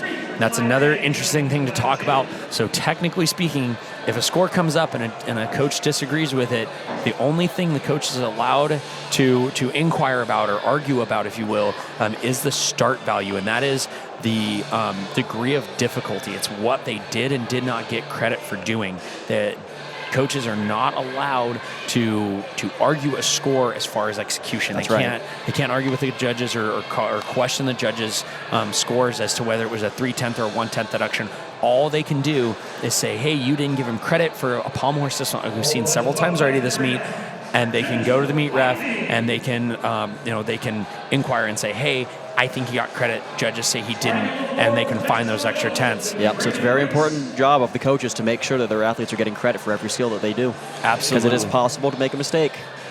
Absolutely, especially these judges have been here all weekend long. I think the judges, honestly, a lot of the times they catch the short end of the stick. Fans are like, oh, that judge is terrible or whatever, but they are out here all day, and it is mentally draining to remember all the element groups, the deductions, and they've got to actually write it all out so their hands get tired. They're sitting in a chair all day in a really loud environment. It's draining, so it's very, very easy for these guys to make mistakes. Absolutely. And they do a great job. Our judges in this country are absolutely phenomenal. So huge shout out to them. So that's why that rule is there. It's human error sometimes, and having that opportunity as a coach to check on that is always huge. All right, rotation 3 is coming into the gym from Flight B. Armadillos are going to floor, and they've got to pick up a little bit from what they had on high bar. NIU, Northern Illinois University, taking to the Pommel Horse. That's going to be an interesting one to watch. All right, Arizona State going to the still rings, another big one to watch. I'm sorry, that is... Oh, no, that's correct. I apologize. All right, Arizona State taking to the floor exercise, to the still rings. And then Kansas City and Bay Area Bandits going to vault.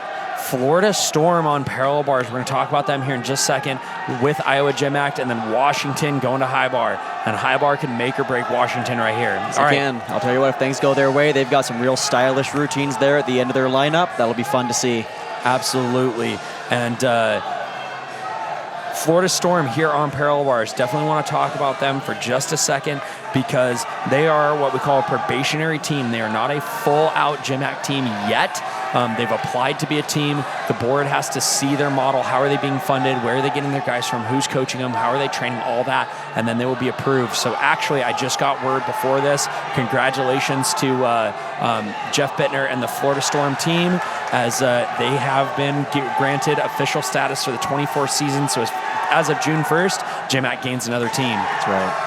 And Bradley Stroud starts off the high bar rotation with a gorgeous routine, hitting his handstands all the way through and nearly sticking his E difficulty dismount. That is a very, very good start to their high bar rotation. Absolutely, the dogs have got to be just fired up after that the first round of competition. All right, Elliot Foster starts off strong from Arizona. All right, Bradley from Texas Armadillos coming in with a strong dismount there. All right, first round of competition's done. Guys from KCU hit vault hard. Some real nice vaults from them. This is going to be Andrew from Bay Area Bandits to get them started on vault. Let's see what Andrew's got here. Bottom left-hand corner. Very nice Kazumatsu. Fights it around. Little short on the rotation with a step, but keeps his knee off the ground. That was a great fight from Andrew. All right, Zach Murray from Washington preparing for his routine over there on the high bar. As you said, Bradley Stroud putting up a 12.5 for his team. Strong start. That's going to help keep him on top here. Arizona needs a real strong ring rotation here to try to close that gap a little bit. You know, fortunately for them, they tend to be pretty strong there on the rings, so we will have to see how that goes. Absolutely. All right. Zach swinging strong, starting with that great flight element. That in-bar endo, hanging up his feet a little bit, but not bad. A little carried over there. So far, solid routine. And here comes Albert Chang from the Bay Area Bandits. Got hung up a little bit in that twist, but did a great job of staying calm and still putting it down. Big dismount from Washington. And I think he stuck? It looked like he did. Kind of got out of our camera angle a little bit, but definitely looked like a solid stick. All right, Hunter from Arizona looking to capitalize on what his teammate Elliott just did as Dylan McConkey from the Armadillos takes the floor exercise. All right, Iowa, Nolan coming in strong on parallel bars. And the Armadillos are fighting for their landings on floor today. As you said earlier, those landings on floor, not just the last one. Every single one of those landings can make a huge difference in the score of a routine. Absolutely. Arizona looking for a stick there, taking a small hop, but other than that, solid routine from Hunter. Iowa fighting hard. Good mitigation on the dismount or on the Moy there. Definitely struggling just a little bit to find that handstand, and instead of fighting too hard and taking a fall, gets it around and then comes in and sticks his dismount. That was a great routine from Nolan from Iowa. All right, Evan Hymanson from the Bay Area Bandits preparing for his vault, who will be the last vaulter of the rotation. So he's got Bay Area's put together some good vaults, but they need a nice solid one. Now that's not a vault you see very often. Front handspring, front full. That was beautiful. 14.4 start value. Very, very nicely done. Bay Area needed that for sure, and he came in and hit for his team. NIU on pommel horse.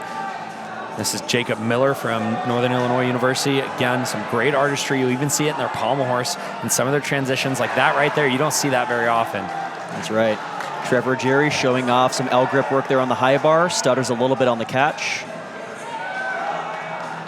All right, on rings, we got Aiden Myers from Arizona. And Ruggieri just short on the catch on that Tkachev. As Gabe Fry waits on parallel bars for Iowa.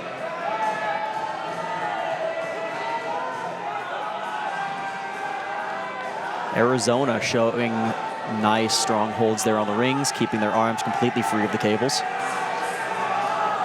Big dismount, small hop. Arizona's fighting back. You know, when they rotated out of this gym on the last rotation, they looked up at that scoreboard and said, oh no, not today. Carlos Hernandez mounting floor for the Texas Armadillos with a huge Arabian double front.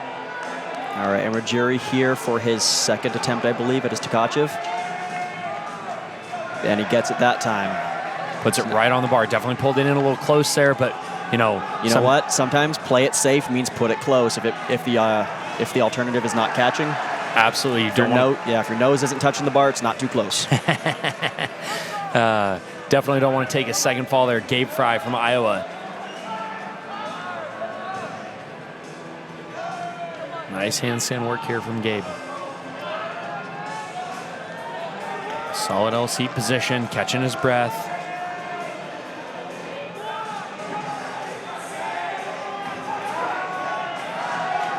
Iowa with a beautiful front full dismount, just a small hop on that. You could tell he was fighting for that landing hard. Absolutely.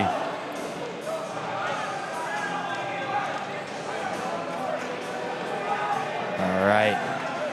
Cole from Iowa getting ready to take on parallel bars as Andrew from Washington's ready to take on high bar. And Caden Peacock from Arizona State is up on still rings. All right, Aiden showing pretty good support on those rings. Now, as you watch those Yamawaki skills, the double salto skills tucked and piked, it's good to pay attention to what the arms are doing. As you go through, you see a lot of guys that'll catch that support a little bit too much, and they'll let the arms buckle and that rhythm, and then you'll see a pretty noticeable rhythm break there. You don't see much of that there from Caden. All right, we've got Sergey taking to the floor for the Armadillos. This is going to be another big routine right here. NIU, this is Micah Puckett, their final routine on pommel horse. And Arizona secures another stuck landing on the rings. Man, Arizona's fired up. Sergey from the Armadillos puts his butt down on that first pass, but he's fighting back strong. NIU finishing a strong pommel horse rotation for them. So Andrew Lehman there on the high bar for Washington, catching his Tkachev, but losing the giant out of it. So now he'll take that stop, and he's got to recover from that. And he recovers great right there. Sergey on floor had a rough start, and man, he is fighting back like crazy here. Lehman winding up for his dismount. Tucked full out. All right. A little sloppier than we're used to seeing from him. We'll have to see how the rest of the rotation goes. Iowa, another stuck dismount on the parallel bars from Cole. Sergey on floor for the Armadillos. Big Putting back his feet double down full. hard. Showing that stick position. That was fantastic from Sergey. A little bit of a rough start, but man, he fought back like crazy. All right, I have got to call out one of my favorite routines in all of GymACT. On still rings from Arizona State, this is Ethan DiGirolamo. This kid is so strong. It's a fun routine, so keep an eye on that top right corner. And on the top left corner, we've got Dallas Hale from the Armadillos, another good one to watch. And huge shout out, if you guys look in the background, nice packed stands, especially if you watch the high bar down the bottom right. Look at all the guys standing in the corner there. Fantastic to see all these juniors out here competing at the developmental national championships for USA Gymnastics, and they're out here supporting college and dreaming of the day that they get to be out here just like these guys. And if you look at the top left corner of your screen, Arizona's taking the lead back, but there are routines left. Ethan starting out strong with that Maltese hold. We got two standout routines here. Right underneath him on the bottom right corner, Julian Moifeng on the high bar for Washington. Definitely one of their cleaner high bar swingers. Getting into his German Giants. Love this right here. Fantastic. Ethan answering with a beautiful cross position. Ooh, big stop from the dogs right there on high bar. Now you can see him when he got into the German or Czech Giant, whichever you want to call it, his grip shifted down and he lost his support. So he fought through the Giants fine. But when he stooped out of them, he lost his momentum and it came to a complete stop there. So that is unfortunately not the strongest rotation we've seen from Washington on the high bar. They're let quite a few mistakes get through here. All right. Ooh, was that a stick? I think I saw that foot slide. I think so too, but Ethan finishing out a great rotation for Arizona as Dallas Hale takes to the floor from the Armadillos. Double full, double front. That's huge as Rafe S. finishes for Iowa on parallel bars. Speaking of double fronts, very difficult dismount there on the P-bars. E value. Absolutely. We are seeing some great gymnastics, and we talked about this at Western Conference Championships. The skill level inside the GymACT rotation and the GymACT league is coming through the roof so fast. 2 years ago, we did not see a lot of this gymnastics. You might have seen it from powerhouses like Arizona or Washington, but now the Armadillo is a brand new team on the floor, and they've got some E-value skills going on out there, and it's so awesome to see. Dallas Hale, super strong routine for the Armadillos here in the top left corner. Right. And now waiting by the high bar, we have Xander Agate with a little bit of pressure on him now. Washington's got probably several scores at this point that they'd like to drop. They only get one, and hopefully Xander's going to put up a score that'll do it for him. Absolutely huge dismount from Dallas Hale right there. Enjoying the moment there for a second before he presents to the judges. The Armadillos are fighting strong here to pick up some ground from that little bit of a rough rotation they had on high bar. All right, final rotation, final routine, flight B, rotation number 3. Xander from Washington. Let's see what he's got for us here.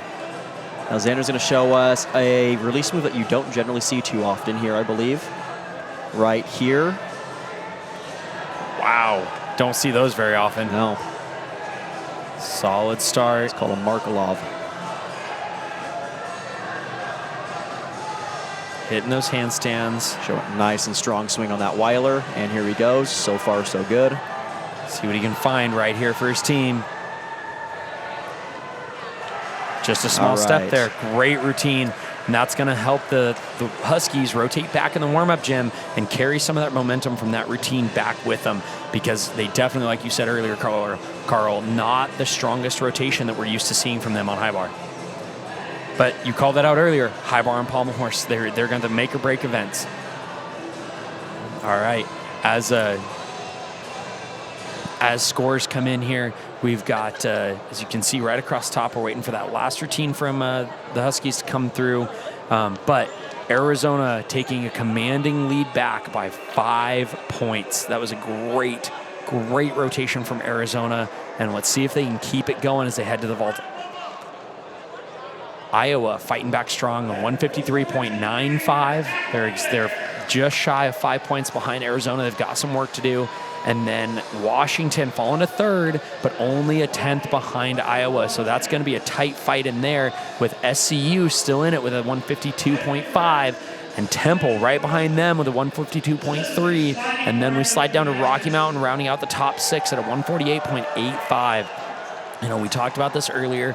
These teams are going to be, we're going to see some bigger gaps like we see in there between Temple and the Mavericks, but everything else is going to be a super, super tight fight. You know, you see that fight right there between Iowa and Washington. They're only separated by a 1/10 of a point, and then SCU is only 3/10 behind that, less than 3/10 behind that. So it's going to be a tight fight all the way to the end. Okay, ladies and gentlemen, we are halfway through this competition, halfway through this national championships. The crowd stands strong, the athletes are staying strong, but here's where it's going to be made or break. It's going to be make or break time here in these next 3. So rotation 4 for flight A. Temple is going to take to the floor exercise. We're going to see if they can find that little bit of gap they need to try to catch up to SCU and possibly start working back up on Washington. New York Alliance is going to be taken to the pommel horse here. Then on rings, Minnesota with 2 real strong routines we're going to keep an eye on here from Kellen and Yaroslav. And then UIC and Georgia United take on vault, with the Mavericks going to parallel bars. Now, parallel bars is going to be a strong rotation for the Mavericks, so they might be able to climb back up and put a little pressure on Temple. So Temple's going to have to keep putting pressure on SCU, because the Rocky Mountain Mavericks are going to be climbing up, trying to put pressure on them. And then rounding out the 6th rotation is going to be SC United on high bar. And their first guy up is going to be Willem Pierce, another big routine. All right, Mavericks starting off with Marshall Burroughs from the Mavericks. Solid start here, beautiful straddle cut. Minnesota, Brandon Kim taking to the equipment. Temple, Eden starting off strong with that nice Arabian double front. Small stumble back there from Marshall from the Mavericks, but a solid start. Minnesota, Brandon Kim, swinging strong. New York Alliance, Aiden getting ready to take on the pommel horse. And Paul from UIC taking on vault. Southern California level, maybe they're adjusting the tension, the high bar cables a little bit. Yep. And you see coaches do that when they want to speed up or slow down the reaction time of the bar, especially with bigger, more powerful athletes. You want to slow it down sometimes, because if they're longer, it takes them a little bit longer to react to the bar. Or sometimes if they're real powerful, you actually want to tighten it up and speed up that bar. That's right. We had Adam Berger there fighting to finish up a routine there over for New York Alliance. And up on high bar here is Will Pierce with, once again, a very stylish routine.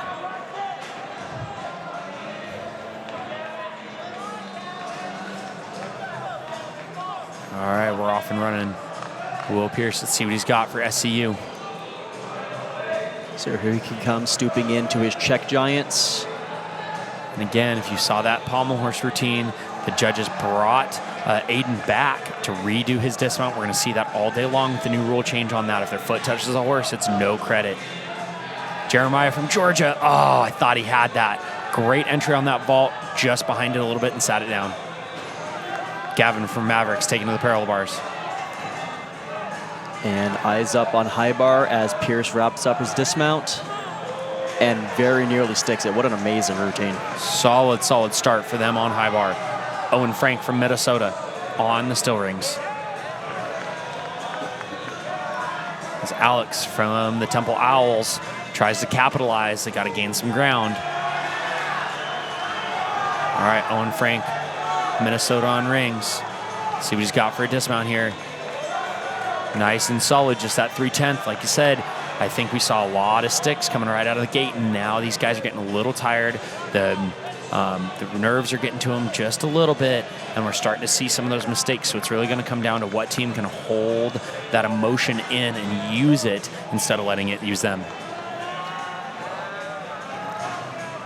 Noah from Georgia United, solid laid out Sukahara.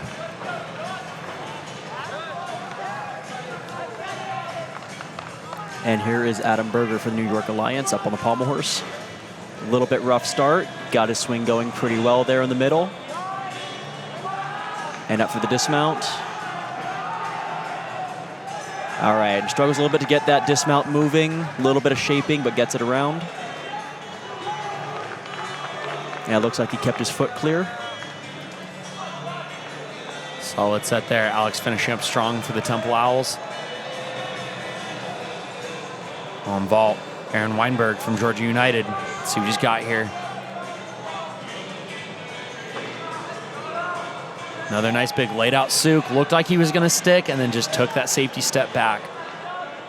All right, Minnesota starting off rings with the nice with the iron cross. Gets that nice 5/10 bonus. This is Kellen Ryan on rings. Definitely one to keep an eye on. Owen Frank put up a 13-3 here. This is going to be a strong rotation for Minnesota. Ryan Dugan taking to the horse for New York Alliance. And here goes Troy Mendelson on the high bar, hoping to keep up the momentum that Will Pierce started. New York. Ryan Dugan swinging strong. Huge handspring pike from, I believe that was Aiden Whitehead from Georgia United. And Mendelson takes a big spill over on the high bar. Took his Yamawaki just a little bit too far. Looks like he did not get the dowel of his outside reaching grip onto the bar. Nathan from Mavericks putting down a solid stuck dismount right there. And speaking of solid stuck dismounts, did you see the height on that double back on floor? It was huge. This is going to be Nate from Temple Owls. Really, really powerful tumbler. And man, he looks dialed in today. This is a fun routine to watch. All right, going back over to Georgia United. Ray Bridges, final routine right here on the vault exercise for Georgia United.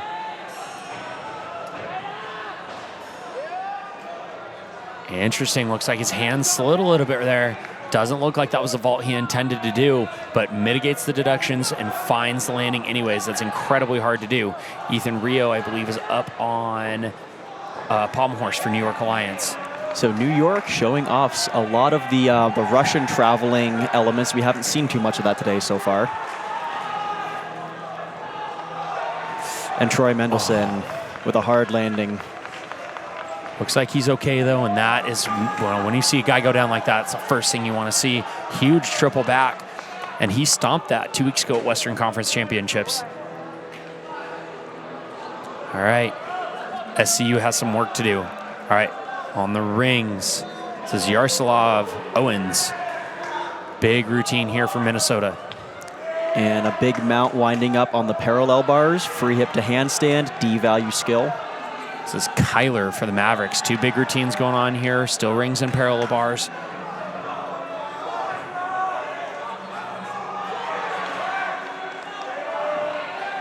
Oh, back stuts on parallel bars. You don't see that very often into a big back double pike.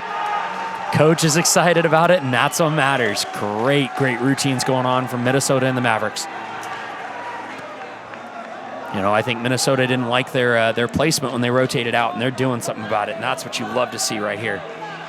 All right, Zach Raymond from Temple. Huge double back.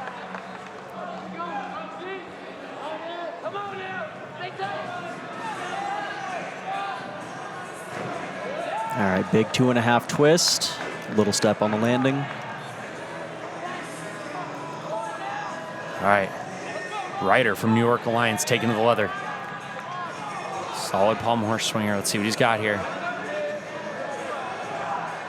Big dismount. Looks like those feet are free of the body of the horse. Can he get it? Ooh, smart choice. He was going for the 720, trying to value up 1/10, and instead just took the extra hand placement, pushed off the side of the horse. That was a very smart call. Looks like looks like a veteran competitor out there for sure when you make those changes. It looks like we have Ryan Cran up here for the Mavericks on the parallel bars. Finish out a solid rotation so far. As Ajith, oh, and just SoCal United struggling on the release moves today. That is the second time that I've seen that dismount or the release move not quite get around on the reach. But solid cover from Ajith. Big dismount from Mavericks on parallel bars. That was a solid rotation for them. Let's see if Ajith can settle here on high bar. As Zach Raymond finishes up for the Temple, the Owls there. They have one more routine left. Full twist and double back from SCU. And a solid stick right there. Ajith, way to bounce back after a rough start. That is so hard to do. All right, Justin from Minnesota taking to the still rings. Let's see what we got here. They've had a solid rotation so far. Let's see if he can capitalize on it. Beautiful swing to strength element there. It's called a kip to L. Here's that Yamawaki work like you were talking about. Looks like he caught a little bit of support there and just takes that little bit of deduction. So press to handstand and okay. So just now falls forward out of it. He's going to have to repeat that now. So again, okay. So he's fallen twice. So here he made the good call to get off the rings because he's going to have to breathe now and kind of reset himself. Absolutely, and that's hard to do. But Jacob Biller is taken to the floor for the Owls. One of their star floor routines. This is going to be a fun one to watch. He's a taller athlete, which normally makes it very difficult to be powerful, and he actually has found a way to just use it. I mean, look at the height on that double back. Finds his landing. I love his presentation on floor. I love when athletes do this. He's so calm and confident out there. He's not trying to gas everything. He's not trying to go super hard. I mean, it just looks like he is in a walk for the park. He's at a walk in the park right here. He's just doing what he loves out here, and I love the way he presents his floor routine. It's calm, it's confident, and it's fun to watch. Beautiful dismount there from Justin on still rings from Minnesota. That's so hard to do to get back up and stomp like that, and he did a great job with it. All right, Jacob coming in for a dismount. See if Temple can finish right here with a solid stick to end the rotation. Number 4. And he does. Very impressive routine there on the floor. Solid, calm, confident. Looks like it's just what he does. That was a great rotation for Temple. They are going to probably hang in toward the top of the podium there. They are in this fight a lot more Temple than I has predicted. put in a very strong showing so far. I'm very impressed. Now, one of my favorite quotes about the sport of gymnastics, in gymnastics, you just never know. So we'll see if they can keep it going. They have 2 rotations left, and they haven't taken to palm horse yet. So that could be a make or break. All right, we are waiting on 2 final routines from SCU. It's going to be Alexander. And Alexander's got some work to do here. Obviously, they saw some rougher starts there. It actually looks like if you look, they have the base mats pulled all the way apart there. And it's interesting to note there were enough tall juniors in this session for the younger developmental nationals. They raised the high bar 2 notches. That's why you see an extra base mat in there, and he's got both of them pulled apart. Very interesting. As Jude Norris takes to the rings for Minnesota. Very nice straddle plunge there. All right, and here goes Andrew Kotnick up on the high bar. 2 exciting routines to wind this rotation down. Big straddle to Tkachev and just misses it. Like you said earlier, SCU is really struggling to get their hands on that bar today. And that's just how it goes sometimes. That's why pommel horse and high bar are the two deciding factors in the meet. Jude Norris finishing up strong for Minnesota.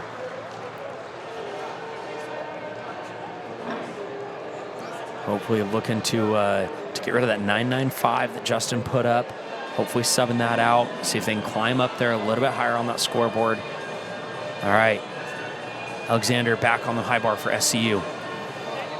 Now he's going to go ahead and repeat the Tkachev, and you can see a little bit more quickness through the tap on that one. So a lot of the time you can kind of tell right from the beginning whether the throw is going to be long or not, just from the timing of the tap. Absolutely. And how aggressive they are. Full spin there. Looking good. Nice pirouette. Looks like he just caught that handstand. Jude Norris from Minnesota putting up an 11-4, helping out his team there. Full twisting double back to a stuck dismount from SCU. They've had a hard time getting their hands on the bar, but they're not having a hard time putting their feet on the floor, that's for sure. All right, we have one final routine of this rotation coming from SCU on high bar. This is going to be Calvin. And, you know, he's in the hot seat right now. You know, we've been talking about team culture and team mentality. You watch all of your teammates really struggle on an event. It's really, really hard to be at that chalk bucket right where he is right now and calm down. And like you said earlier, he's got to trust his training here. Yeah, but you know what? When you're you're one of the team veterans like Calvin is, that responsibility does fall to you. You know, a lot of the times you are that one of those final guys that you put up because it is expected that you're going to be able to handle that pressure. You know, whether you're following up a strong rotation or not. Absolutely. And, you know, Carl, I feel like you did that for Washington your junior and senior year for sure, especially on floor exercise and vault. I felt like we saw you at the end a lot. And being from Arizona, you know, we'd be watching a rotation. It's like, all right, we got him. And it's like, oh, wait a minute. What's Carl going to do? We got to wait until his score comes in before we know if we're ahead on the rotation or not. All right, here we go. SCU putting up a final high bar routine. Let's see what he's got right here from Calvin.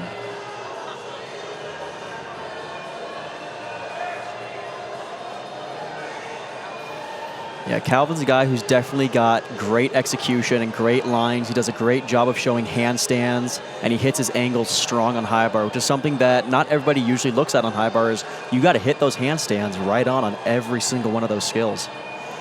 Big release, laid out Tkachev and gets his hands right on it. Very, very nice. Another one coming in here. Straddle right on. Calvin doing a great job picking up some momentum here. Another interesting thing to note is you're only allowed 15 degrees from vertical. Finishing with a layout, very interesting. So it's making me think that maybe he's got a leg injury or something that's preventing him from doing a full difficulty dismount. However, he stocked up that difficulty on the release moves and with some of the in-bar, and I think that's going to just about balance that out for him. Absolutely, and he does still receive an A-value skill there, so he still gets credit for doing that element. All right, rotation 4 for Flight A is in the books. And Temple still up there now. Remember, this is Flight A, so all of these teams have 4 routines in the books, whereas Flight B only has 3. But if you look at those scores there, you've got a tight battle going on here. SCU 198.7 with the Mavericks 198.3 right on their heels. Temple continuing to kind of lead out from Flight A. They're definitely having a real strong showing in here, but New York Alliance at a 185.8 within striking distance. You know, that 7 points is definitely on the edge of the striking distance, but they're on the heels of Minnesota, keeping the pressure there. Minnesota, right, you know, they're kind of on the heels of Mavericks, but Mavericks are starting to pull away a little bit, so Minnesota's got to go back in the warm-up gym, and like you said earlier, their team captains are really going to have to put some hype in them. They're going to have to really push hard for their final 2 rotations. That's right.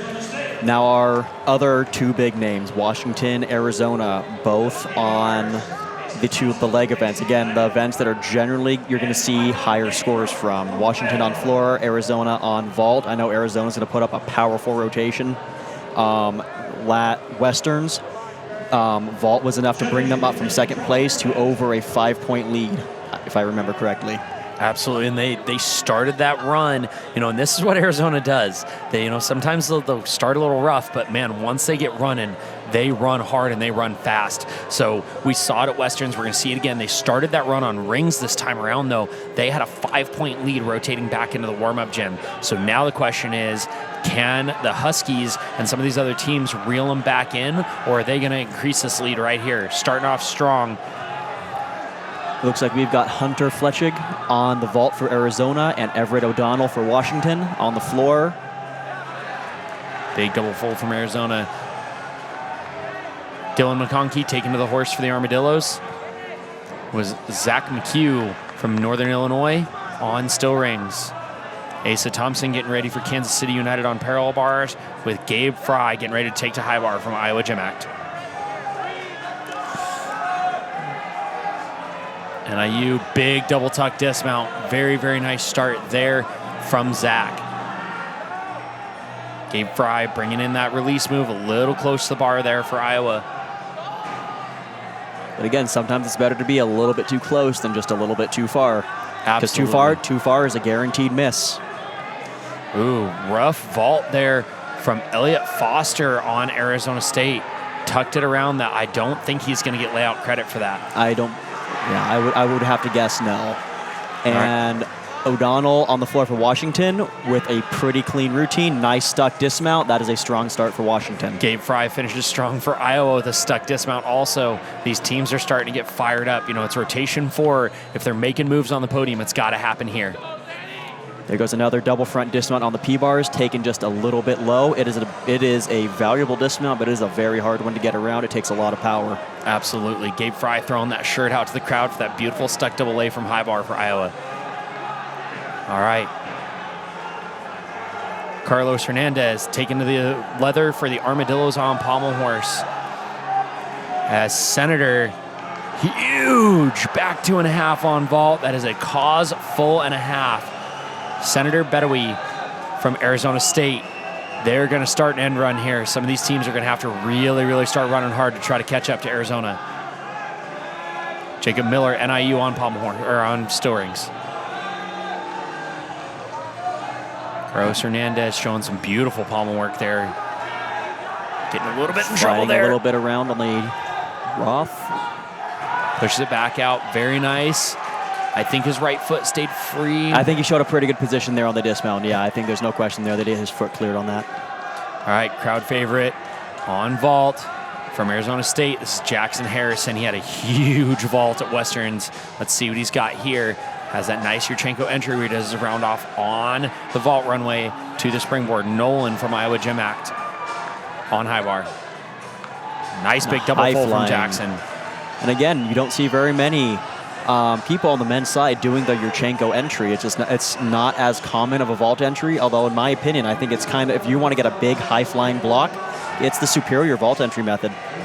Iowa, big double front off the top of the bar with a solid landing. That is huge. You don't see that dismount very often. Now, you don't see it landed very often. Fair enough. You see it a lot, but most guys do not keep it on their feet that well. That's the second one this weekend that I've seen done very, very nicely. Kelly North taken to the horse for the Armadillos. Oh, and this is a big one right here. Bottom left-hand corner, Vinny Calismo, senior team captain from Arizona State. This is a big vault that he is capable of sticking. He proved it inter squad 3 years in a row. He's been last up on vault, and he is stuck every single time. Let's see what he's got for us here at his final GymACT National Championships. Oh, comes in a little low and pulls it around. What a save for Vinny. Great, great vault.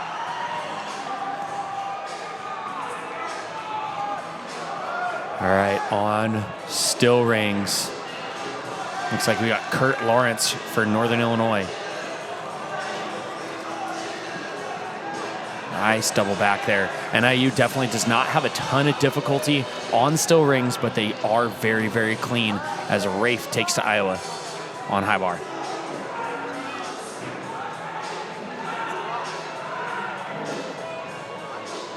Huge. Ooh, way overshot that one. Looks like he was going to over-rotate. Did a great job of getting his feet under him and staying safe. All right. Sergey for the Armadillos on pommel horse.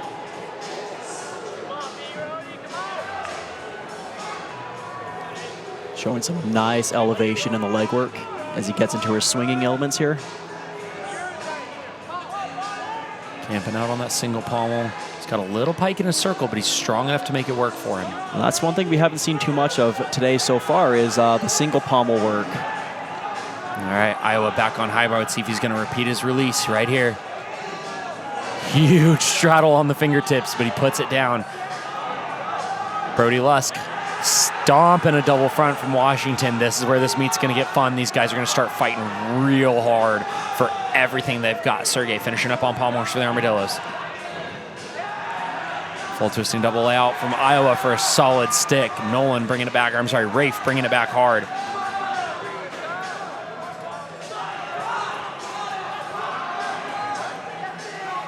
Very nice NIU. We're looking at Micah Puckett. Nice press work there. Sergey having to go back up on horse, go after that dismount. Those judges are being absolutely not forgiving and vicious on how they're judging that dismount. But it does appear they're being very, very fair. Everybody's having to redo it, which is what we need to see. Huge double back from NIU. All right. Senior team captain Brody Lusk getting ready to wrap up his floor routine over here for Washington. Big 2.5. And here he should be entering into his last pass. Brody's done an excellent job putting up a good routine, following up sort of a rocky start there for Washington, and sticks the landing. There we go. Stomps it. That's what you need to see from a senior team captain right there. Dallas Hale getting ready to take to the horse for the Armadillos. Dallas is putting up some very impressive gymnastics so far today. Some very, very powerful high-flying skills. Absolutely. Parallel bars. Evan from Bay Area Bandits getting ready to take it on as his teammate Elbert started us off with a strong 12.1, which is a nice, strong score coming out in their first season. Huge start right there out of the gates for Bay. One of my favorite skills to see and do on the parallel bars, straddled 5/4. All right. And a full care on the pommel horse, and a smooth one at that. Wow, I am fairly certain I just watched a bell on parallel bars, caught it out of the corner of my eye. This is a huge P-bar routine from a brand new team, Bay Area Bandits. Lots of great gymnastics going on here. Cole Jans from Iowa locking in a great high bar routine for them as Evan from Bay Area throws down right here, end of his P-bar set. Huge Suarez, high flying. Just shy Tkachev over on the high bar from Iowa. And a huge, nearly stuck double pike dismount on the parallel bars. That's going to help Bay Area Bandits real well there. And that was Evan Hymanson, definitely a name to remember going forward, because that was a P-bar routine with some magnitude. Andrew Lehman from Washington sticking a nice front full there. And, Carl, floor is one of those things that once you start sticking, it's a lot easier to just continue sticking your passes, but you've got to get that first one. That's right. I think that's actually Bradley Stroud there for Washington. By the way, doing a great job. You are correct. Keeping his landings under control. Iowa coming in strong for a dismount. Let's see what Cole's got. Nice laid out, full twisting double layout. I apologize. Finishing up strong. Iowa had a little bit of a rough one there, but mitigated real well. Yeah, Bradley's had a great, very strong showing today so far. He is doing work for the dogs. All right. I believe we've got Braden Pierce finishing up strong for the Armadillos. Being that last guy up there on the pommel horse, the pressure's on. That's a hard position to be in. It's not always the guy with the most difficult routine. Usually it's somebody you want to put up who's is going to hit solid, where you don't have to worry about the consistency so much. Right. Because no matter what, you always want to end with a hit. That's right. Because then it's easier to take that energy back in the warm-up gym and push into the next event. All right. 13.75 from Dallas Hale on pommel horse. That's going to help the Dillos a lot. All right, Braden. I would venture to guess that will be probably the highest score we'll see all day on the pommel horse. I would agree. Braden finish out strong for the Dillos. All right. Andrew from Bay Area Bandits starting off strong. Nice moist support. You see a lot of guys doing the very fast, snappy tap swings so they can let their legs through straight. You actually get a C value if you do the moi with straight legs and a B if you do it with bent. Andrew Lehman taking to the floor. Huge double tuck for Washington. Andrew's a powerful guy. You see it on his vault and especially on floor. He has got some bounce to him. And unfortunately, a short landing on the parallel bars for Andrew Kersner. He swung it down strong, and it just looked like he just couldn't quite keep his elbow straight, and it just dumped back on him. Other than that, great set for the Bay Area Bandits. Lehman on floor, making sure he gets a good handstand hold. I can't tell you how many guys I'll see do fantastic passes and lose 3/10 for not holding a handstand. Absolutely, or even worse, not ever hitting a handstand in a group one and falling out of it. Big double full there. Should be coming in for his dismount right here. Let's see if, oh, I apologize, not his dismount. He's transferring over to the other corner. You got to be able to touch all 4 corners of the floor during the exercise. So he transfers over the nice C front full there. So Andrew's doing a good job so far mitigating the landing deductions. He's not eliminating them altogether. The exception, of course, being a beautiful dismount. But he did a great job on the on all of his other passes of keeping the deductions small. Absolutely, and that's it's the huge. next best thing. Absolutely, because every landing, if everyone else is taking 3/10 and you're only taking 1 per pass, you're going to be up almost an entire point right there. All right, finishing out this routine. Ezekiel Eason for the Bandits. Let's see what he's got right here. The Bandits are definitely strong on parallel bars. The Bandits had a very impressive P-bar rotation. And again, as a younger team, I think they have a little bit more incentive to go and start putting out some of the bigger skills where maybe the consistency isn't perfect yet, but it's got that wow factor to it. Absolutely. They're out here. They're getting the experience of competing in a team atmosphere instead of the individual that you see so much in the juniors. And Ezekiel finishes off very strong for Bay Area Bandits. All right, that puts Flight B rotation 4 in the book. So if you look at the top of the screen, that is our current leaderboard. Arizona started that end run on rings, and man, they kept it going on vault, picking their lead up to 10 points. That's a huge, huge gap right now, but it can all be given away. We've seen leads bigger than this given away, but we are seeing some of the teams kind of separate out. Arizona 215.8, Washington Huskies 205.15, but Temple staying in it right now at a 201.95. This is going to be an interesting battle to watch right here. You know, we've got 2 events left. Temple's going to have to work real hard to catch up to Washington, but they're going to have to keep Iowa at bay. Iowa, the defending national champions with a 200.55. They've got something to prove here with less than a point there in between them and, I'm sorry, a little over a point between them and Temple. Iowa definitely wants back on that podium, but SCU is only 2/10 behind them. It's going to be a big fight. And then Rocky Mountain Mavericks rounding out the top 6 with a 198.3 there. You know, I think Arizona's a long ways out. I think they would have to have some real big stumbles here to fall off that top. But the Huskies down to Rocky Mountain, that's a tight battle. Yeah, you've got Southern California, and you're really nipping at the heels of Iowa and Temple there. Even with a rough high bar rotation, they are still in a pretty good standing. We'll have to see how they pull together for their last 2 events. Absolutely. And I mean, Rocky Mountain all the way up to Washington is only 7 points. And we just watched Arizona pick up 5 points of rotation. So really, anything can still happen here in the next 2. All right, we are headed into rotation 5, Flight A. We are going to watch SC United taking to the floor exercise. Temple is going to be headed to Pommel Horse. This could make or break their end run here to stay on the podium. New York Alliance is going to Rings, which is a stronger event for them. Minnesota headed to Vault, which could also be a great rotation.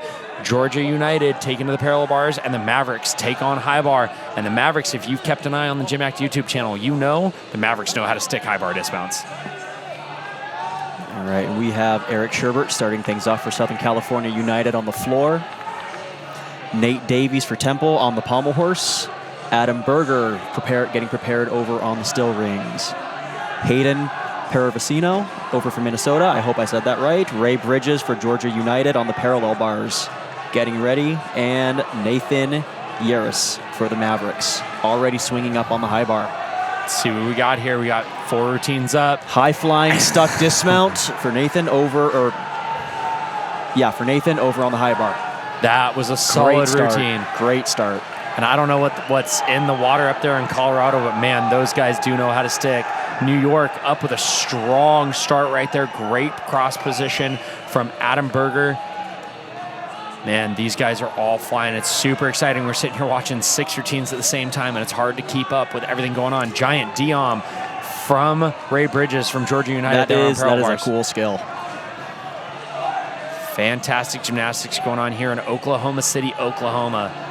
Definitely want to give a shout out to AAI, the equipment company providing the equipment for today's competition, making sure everything's completely fair. Love AAI. They're an all-American company based out of Jefferson, Iowa. Crazy thing about AAI, all this stuff is hand manufactured in Jefferson, Iowa. All right, headed over to Vault, Owen Frank. All right, nice high-flying Kazumatsu Vault. You'll be seeing a lot of those today. And Eric Sherbert starts off with a very strong routine on the floor. All right. Southern California is bringing some heat today, I'll tell you what. Absolutely. Jared Holmes taken on Pommel Horse for Temple Owls. As Marshall Burrows takes on High Bar for the Mavericks. Let's see what we got here. Oh. Jared Holmes getting snagged up on the pommels, swinging really well up until then. It's the hard thing about pommels, it takes one bad hand placement. You know, sometimes that's all it happens. Absolutely. An eighth of an inch difference puts you on the floor. All right. All right, David Niemi for New York Alliance. All right, as Eric Chan from SCU takes to the floor exercise. See what he's got for a mount. Full twisting double tuck with a small hop back. Jared Holmes back on the leather for the Owls. Ooh, good save from Eric Chan there on floor as Jeremiah Holmes takes to Georgia United on the parallel bars. And there goes a high-flying Kazumatsu 1.5 vault from Kelvin Ryan from Minnesota. Fantastic vault. Great middle of the pack guy right there that's going to carry strong as he's got 2 more teammates to go. All right, a nice, clean, simple finish there with Jeremiah Holmes on the parallel bars. As Ryan Karan takes to the high bar for the Mavericks. Let's see if the Mavericks can keep laying some pipe here.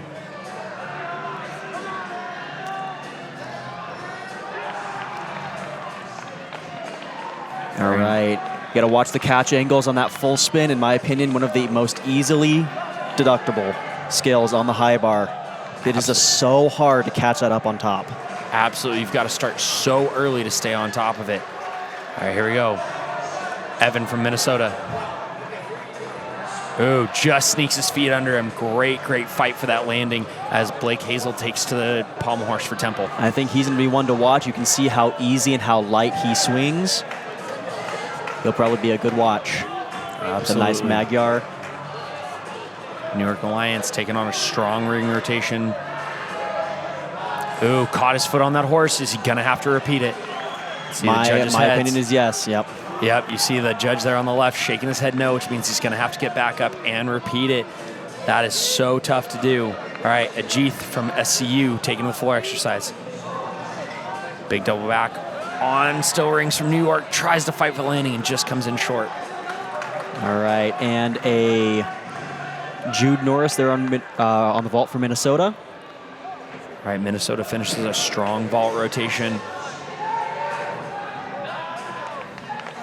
All right, solid dismount there from Blake Hazel on Temple Owls there.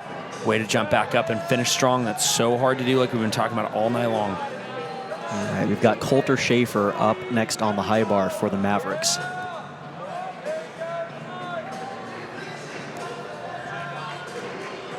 Now Arnold from Georgia United waiting to get that salute from the judge. Mavericks take back to high bar.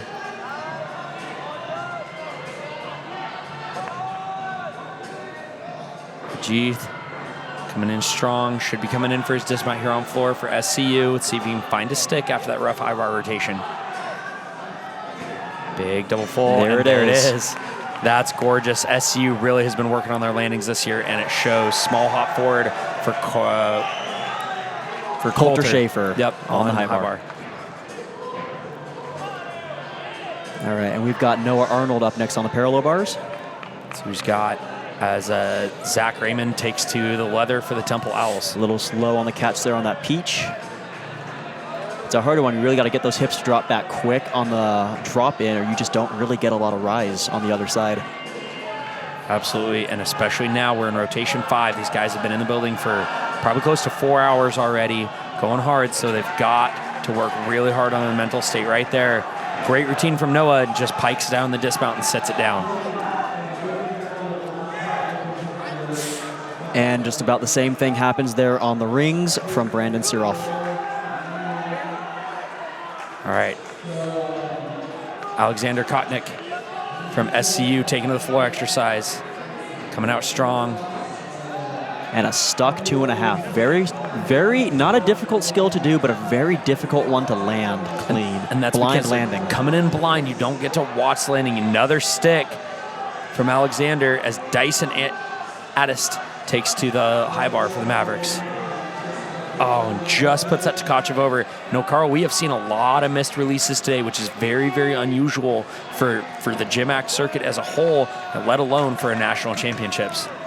Yeah, there's something in the air, and it unfortunately isn't doing these athletes any favors on the high bar. Stefan Rathbone finishing up strong for Temple. Let's see if he can keep his feet clear. He does. Very, very nice. 360 dismount. All right, Alexander from SCU laying down a beautiful floor routine here. And that's another stick for Rocky Mountain. Dyson for Rocky Mountain on high bar. Alexander Kotnick with a stuck double full for Southern California United. He stuck every pass. Not quite. I think he stuck his first two and his dismount. The ones in the middle, I think, small hops. Okay, all right. But excellent landing control overall. All right, Aaron Weinberg was on parallel bars there for Georgia United. I'm really curious to see what that score comes back from Alexander. Very, very little deduction there. And here goes Ryan Dugan on the rings with a beautiful Maltese hold. And this is a little bit short. Although I think that maybe the holds are being a little generous with the holds. Because I'm seeing very few true 2-second holds. Although it seems like we're not really paying for it much today. Yep, and that's just some of the sport. You know, it's a subjective sport. Sometimes they hit hard, sometimes they don't. And it depends on, when does, different judges start counting at different places, Usually you got to come to that full rest before you start. Yep. And, the biggest thing to talk about in judging is that no matter what they're doing, if they're judging a little harder on something or a little softer, as long as they're consistent. Absolutely. As long as they're consistent. Beautiful stuck dismount to wrap off a nice rings routine from Ryan Dugan.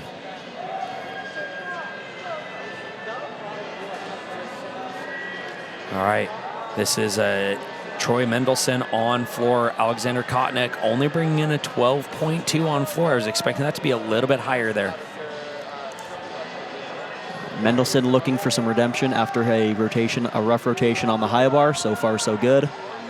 Troy's a strong guy, powerful guy. If he can keep his landings in check, I think he's going to put up a good routine. SCU definitely did a great job of just calming it down in the warm-up gym. Their floor rotation has been awesome. So far, none of these teams have had a rough rotation that they haven't been able to fight back for. Troy Mendelson finishing up rotation 5 for Flight A there on the floor exercise. All right, we're about to rotate back. Flight A is going to go back and start warming up their 6th and final routine. This is it. Their season ends in about 30 minutes. Rotation 5, Flight B is about to rotate out into the competition gym. This is huge. We have 12 rotations of men's college gymnastics going on right here. Iowa takes to floor exercise. Definitely have some big routines to watch there. Washington is headed to pommel horse. This is going to be their make or break right here. If they can get an end run on Arizona, it's going to happen right here on pommel horse. Texas Armadillos head to still rings. Northern Illinois University takes to the vault as Arizona State men's gymnastics takes to the parallel bars. Kansas City and the Bay Area Bandits take to high bar. This is going to be an exciting rotation. Rotation 5 and 6 is where these guys start to really let their emotions go and they start risking it because they know where they're standing. They're either on top and they're going to push really, really hard to stay there, or they know they're a little behind, which means they got to go hard and they got to go fast.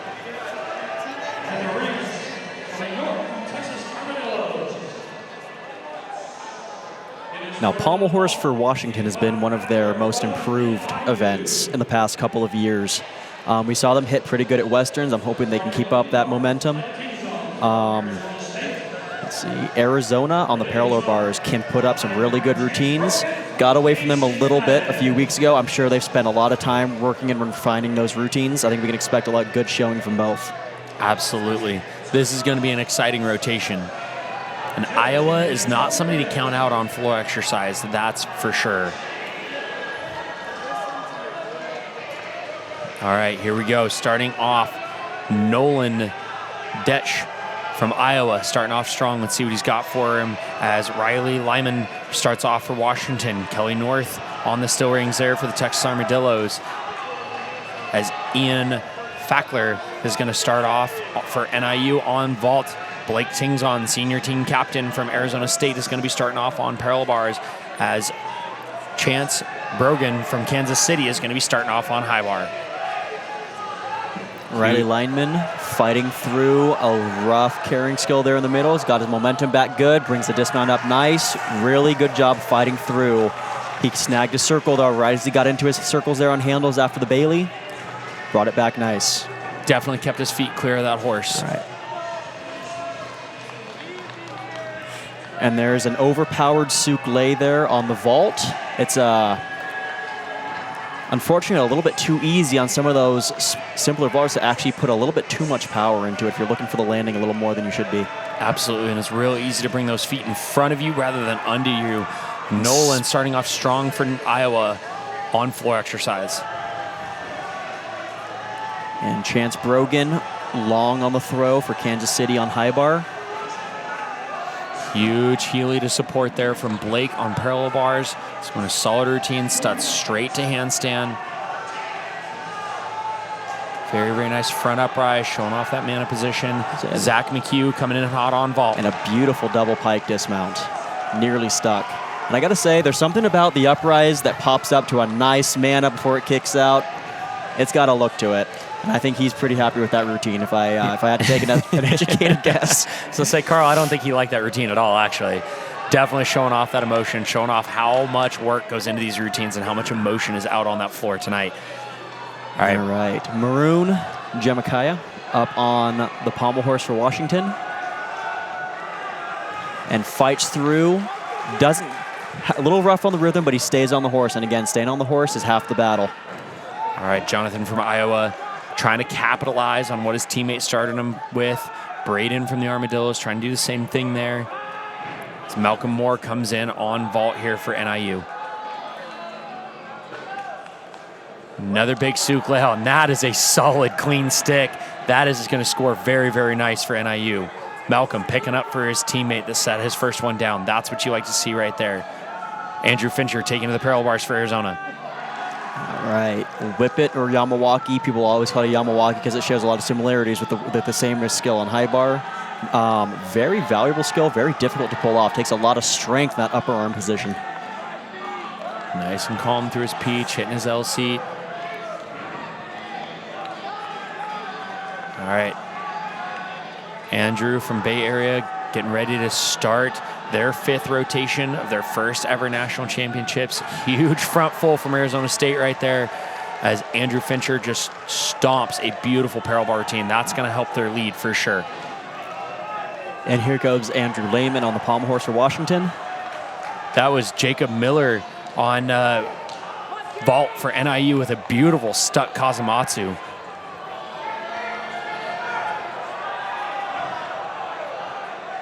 All right, Gabe Fry getting ready to take to the floor for Iowa. All right, Andrew Lehman swinging well. Fighting that dismount up there for Washington. All right, and gets credit for the dismount. You can see the nod there from the judge. All right, Dylan McConkey up on up on still rings for the Armadillos. Solid set so far. Let's see if he can find a strong dismount here as Gabe Fry starts off for Iowa. Yeah, Iowa, like you said, has put up some great stuff on floor so far. All right, Caden Peacock getting ready to take on parallel bars for Arizona State. This can be another big routine for them. All right, NIU, Micah Puckett getting ready to put down their final vault of the 5th rotation. Andrew Fincher putting up a 13.65 for Arizona State. And that is a short landing on the vault over there from Micah Puckett. Which is a bummer. It looked like it was going to be a real nice vault. They were going to only have to count one fall, and then he just got amped and put his feet out in front of him. But that, as they say, is just gymnastics. Nice combo pass there from Iowa's Gabe Fry. All right. And an overcooked dismount over on the parallel bars, it looks like, from Caden Peacock. And then Evan just put a beautiful half Takamoto right-hand side, got a little loose on it because I don't think he was quite expecting to be all the way up there. But man, the Bandits have definitely have some stuff to work with here. They just need the depth. All right, Sergey from Texas up on the still rings. And it looks like we have Bradley Stroud up for Washington on the pommel horse. Bradley's really proved himself this year as an all-around athlete, and look at that beautiful dismount. Double twisting, double layout from the Bay Area Bandits there on high bar. Evan just going off for his teammates. Holy cow. And that was a stuck, full twisting, double layout. From Sergey on the armadillos. That was a huge routine. That's right. D value dismount, I believe. Yes, I believe you're correct. All right, so he will get so for a C value dismount, that's kind of where it starts, 2/10 bonus, right? So with the D value, you're gaining a 10th bonus from the difficulty and also an extra 10th for the stick bonus, yeah? Correct. So that would put that at 2/10 more valuable than a stuck C dismount. Absolutely. Vinny Calismo right here from Arizona State, senior team captain on parallel bars. That was a 1.5 twisting double tuck from Iowa. Cole Jans on floor. With a cold stick.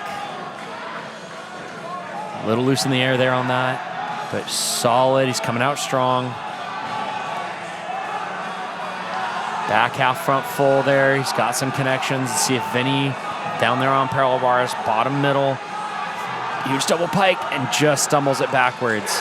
All right, Washington's Carter Hawthorne putting up a beautiful pommels routine. You can see head coach Jeff Crockett. I think you probably liked that one. A little bit, and you could hear it in the background of our microphones. We're sitting very close to the pommel and ring seating corrals. That was the pommel routine they were waiting for. Dallas Hale taking to the rings for the armadillos. Little high on that straight body plunge there, and then forward rolling out of it. One of my favorite transitions on rings. And some beautiful Yamawaki and Giannisson work. Very, very nice routine from Cole Jans for Iowa. Iowa's definitely keeping a dog in this fight. Beautiful giant work there from Dallas Hale. It looks like we've got an exhibition routine here from Xander Agate on the pommel horse. As Albert Chang takes the high bar for the Bandits. Very I gotta nice. say, I like the amount of the German Giant work that I've seen and the German Giant Tkachev release. We saw that from Will Pierce a little bit earlier today. I think one of the most rarely seen release moves on high bar, and we've seen two of them in one day. All right, Hunter Burnett taking to the parallel bars for Arizona State. This is a big routine. Keep your eyes on that bottom center right there. Albert Chang finishing up strong for the Bandits on high bar. Nice extended catch on the peach to handstand. Very difficult to do. Got his hand hung up a little bit on that giant, but kept it under control. Puts the Stutz straight to handstand. Big dismount. And to a stuck dismount. Beautiful, beautiful routine from Hunter Burnett. So again, if you do the math on that dismount really quick, over somebody who's just going for the minimum, going for the C and trying to get a clean stick from that, how many tenths over is he on that? So he just put himself 3 tenths over because he gets an extra 10th for, 2 tenths over because he gets an extra 10th for the D, but he also gets an extra 10th for that stick. That's huge. And we see a lot more guys just risking it for the biscuit a little bit on that one. And then on floor, we've got Schaffner coming in for Iowa. They've had a strong rotation. Let's see if he can capitalize on that as Carlos Hernandez takes to the rings for the Armadillos. Got 3 routines left in this rotation. Hunter Flesching is going to be taken to the parallel bars for Arizona. Ooh, a little crooked there from Iowa on the floor exercise. Just dumping his shoulder back, but staying calm and keeping it under control. Yeah, being able to bounce back from one rough pass. And so floor is kind of like, if you look at, so we say these competitions, you got to take things an event at a time. If you can condense that down to a single event. Floor, you got to take things a pass at a time. You got to kind of keep them separate from one another, you know? Be able to bounce back from one rough pass and try to wrap it up because the rest of the routine could still be salvageable. Absolutely. All right, final routine of rotation 5 from Flight B. Hunter Flesching right here on the parallel bars.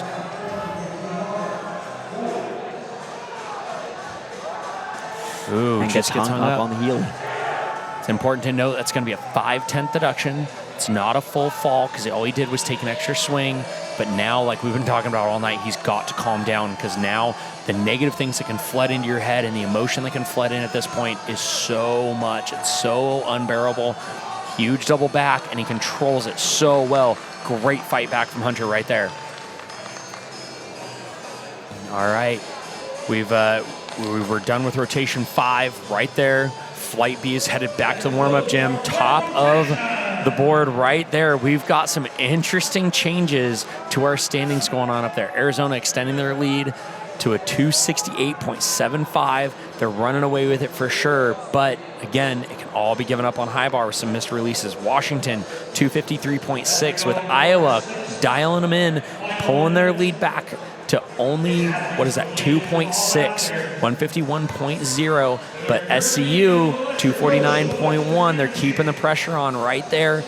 And then Temple falling back to a 5th place there at a 246.35, with Minnesota now on the heels of Temple.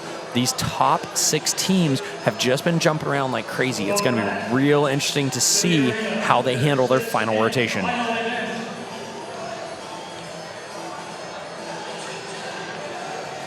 Also, absolutely love that USA Gymnastics has partnered up with GymACT to provide such a high-quality event for national championships. There are almost 200 athletes in GymACT now, and it is so fantastic that the juniors here at Developmental Program Nationals for USA Gymnastics get this opportunity to look out and see what GymACT's all about and see where they're headed in the future of their routine and get motivated as the juniors head into their finals tomorrow morning. Absolutely. You know, it's a lot has changed since my days. When I was a junior looking at going to college, I didn't know that the Washington team even existed until we ran into a recruiter just kind of randomly at a meetup in Oregon, you know? So to see the kind of publicity that these teams are getting now with the junior athletes just being able to come in and watch them on site is fantastic.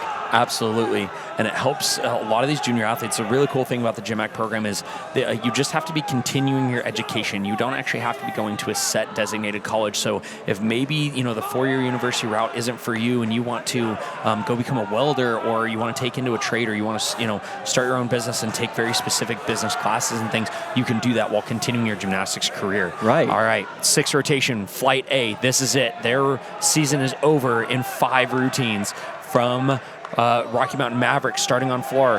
Nathan Yaros from SC United. William Pierce going to pommel horse here. Ben from Temple starting on the rings. Ethan Rio from New York starting on vault. Brandon Kim from Minnesota starting him off on parallel bars.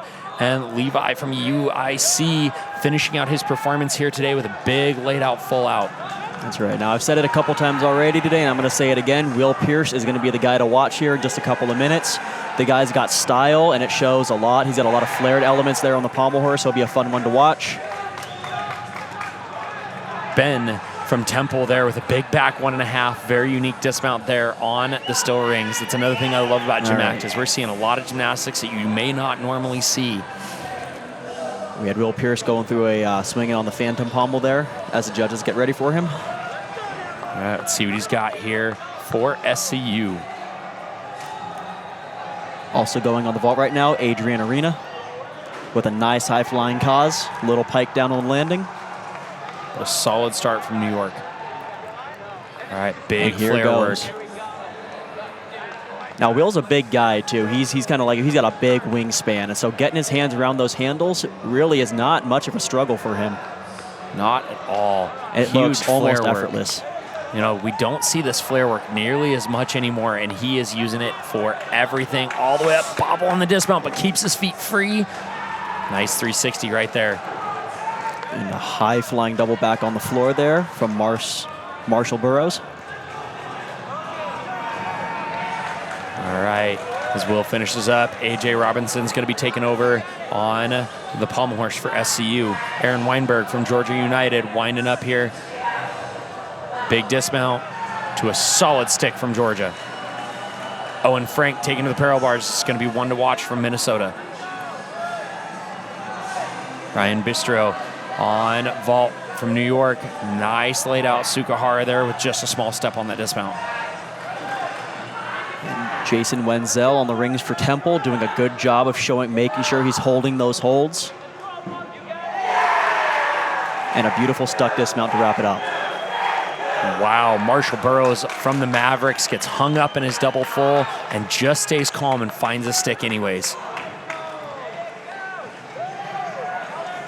Owen Frank finishing out strong on parallel bars for Minnesota. All right, Ryan Dugan from New York Alliance right here on vault. Let's see what he's got. New York's only got 2 routines left in their 2023 National Championship performance, so they've got to be big here. And overcooked the cause full. Looks so good in the air, so good on the run, so good on the approach. Everything looks so just right there. And like we said earlier, sometimes it's so hard to not pike those hips back and stick your hips behind your feet and just send it around. That's right. All right, they have 1 left on vault. So we'll see if they can finish with a solid vault here from New York. All right, as David Abe takes to the floor for Rocky Mountain Mavericks.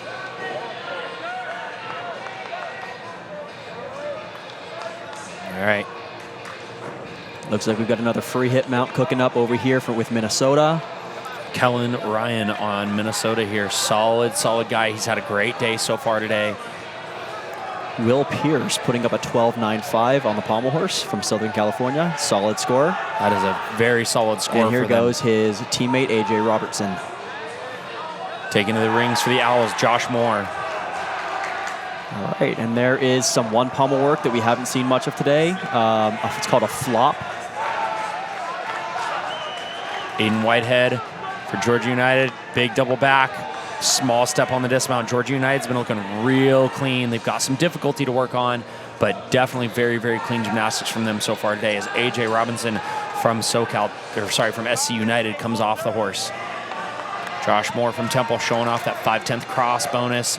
I believe every team has done something to take advantage of that. It's a big, big change to the rules. Big double back to a solid stick from Josh. That was a great routine for the Temple Owls. AJ Robertson preparing to finish up his routine here on the pommels. And again, has to stay calm. Coming off on horse, you can be so frustrated, but you've got to be able to calm that down to finish strong for your team. Now, to his credit, he has got a nice swing going. Good position, good rhythm. We're going to see if he caught his foot on the dismount. Coulter Schaefer starting off strong for the Mavericks on floor. Looks like AJ from SCU got credit for his dismount. Jeremiah Holmes up on the high bar here for Georgia United. Nice vault catch to start.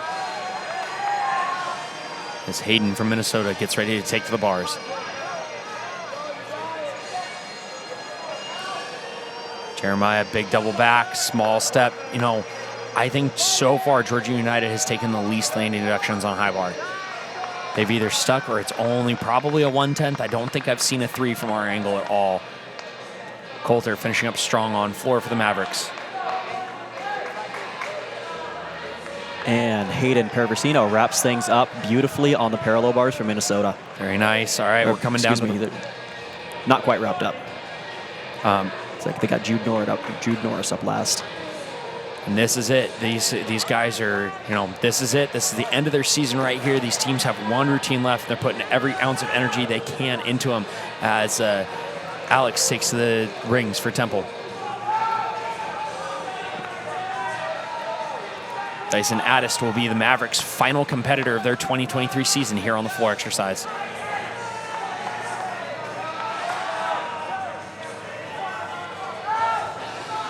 They start off with a nice front double full. Little hop on the landing. It'll cost them about 3/10. Ray Bridges jumping up on a high bar for Georgia United as they finish out their first official season as a GymACT team. Let's see what he can do to end their season right here. Starts off with a nice catch and swing out of his Yamawaki. So a lot of times you'll see guys do a nice release, but bring it in a little close and get bent arms and some form breaks on the giant out of it. Does a good job of keeping it clean. Here goes a big double-double laid out dismount and a small hop. Georgia coming out strong, looking way, way stronger than I would have expected after seeing them last year. Oh, no credit for Ajith on that dismount. He kept his feet free of the horse, but definitely did not hit handstand. So he's going to have to take that 30 seconds and repeat it as Jude Norris from Minnesota takes to parallel bars. With an unconventional skill. You don't see that one hardly at all these days. it's nice to see these kind of underappreciated skills popping up every now and then. Absolutely. All right, Ajith finishing up strong for SCU on horse.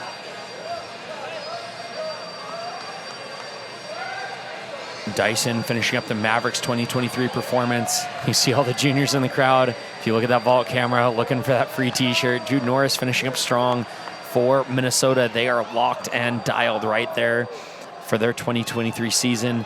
Wrapping it down here, looking for Nate DeVries from Temple to finish out Temple's performance here. And we've been talking about them all night. I feel so bad. I definitely did not have them counted into the top 3, and they've been fighting hard to find their way there. They punished us for it for sure. All right, we're down to the last couple routines of Flight A, rotation 6. Let's see what we've got here. Nice straight plunge there. Swing into it, showing command. Mickey from SCU takes to the leather. Wow, camped out on that single pommel. Ooh, got in a little trouble there and stayed calm. Great mitigation there on pommel horse. All right, let's see what Nate can do to end the Temple Owls season right here. And Mickey just gets his hands there off the back of the horse. So he's going to take his 30 seconds there. Temple. As Temple wraps up with a beautiful routine there from Nate Davies. That is exactly the finish they were looking for. You can hear his team in the background. They are so excited for that. And that's part of what I love about this community is they just get so hyped for each other. All right, we have 3 routines left from Flight A, rotation 6 here. Let's see what Mickey can do for a dismount. Foot tapped a little bit, but I don't think it interrupted. Nod from the judge, definitely got credit. 2 routines left. Eric Chan from SCU will be next up on pommel horse. SCU's definitely had a little bit of a tougher rotation here on horse, and if they want to overtake Iowa and try to find a way onto that podium, they're going to need a strong finish here from Eric, and then we're going to see an exhibition set for the all-around from Troy Mendelson after that. Yeah, when you get into these last couple rotation, it really becomes a battle of endurance. You know, there are a lot of teams that'll start out really strong, and when you get into those last 2, you start to see a few more slip-ups and a couple more, and more rough sets. Absolutely. It's a fight hard. Ooh, hung up a little bit there from Eric. Let's see if he can fight back out, pushes his hips open. Solid swing. You can see he's picking up steam. He knew after he gets hung up like that, he's gotta carry some momentum through the end of the routine. Up on the 1 pommel, up for the dismount. Feet stay clear. Solid set from Eric. Way to finish SC United's season right there. SCU is another one of those teams that they've been building, and they're showing that they aren't at the bottom anymore. They are definitely in this fight to be on the podium here at GymACT Nationals in the next year or 2. Absolutely. Right. Troy Mendelson from SCU out for an all-around set, which means that this routine will not count for the team score. He's out here trying to stay in the all-around title. So we'll see what he's got right here as he is done competing for his team this season, but he is competing for his own personal glory. Let's see what he's got.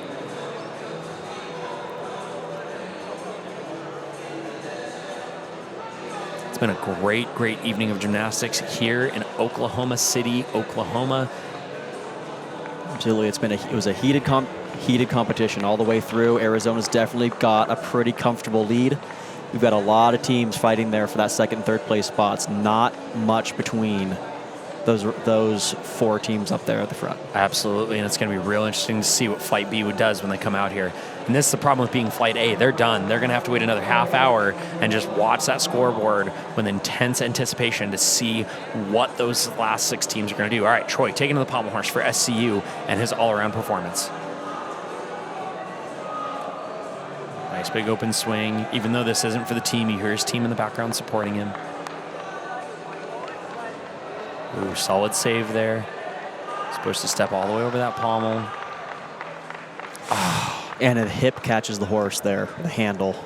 That's so hard to do on horse. Out of all the routines, I think when you have any kind of a rough bobble in the middle, it's so hard to recover it on horse. Troy did a great job of recovering it, and then that hip just barely caught. And this is what we talked about earlier, Carl, is, half an inch decides a full point on pommel horse for sure.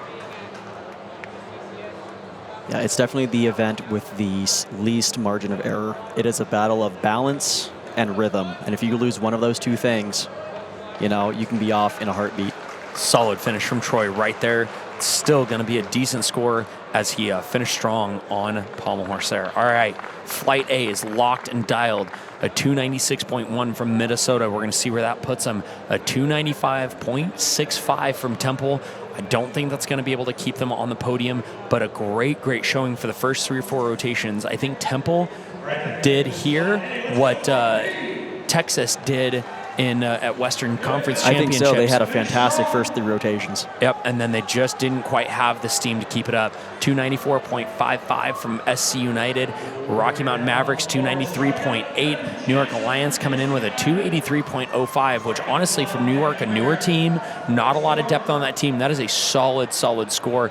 Definitely not out of the running here at national championships. Arizona still holding on, even though they're in the other rotation, still holding on to that 6th spot with a 268.75.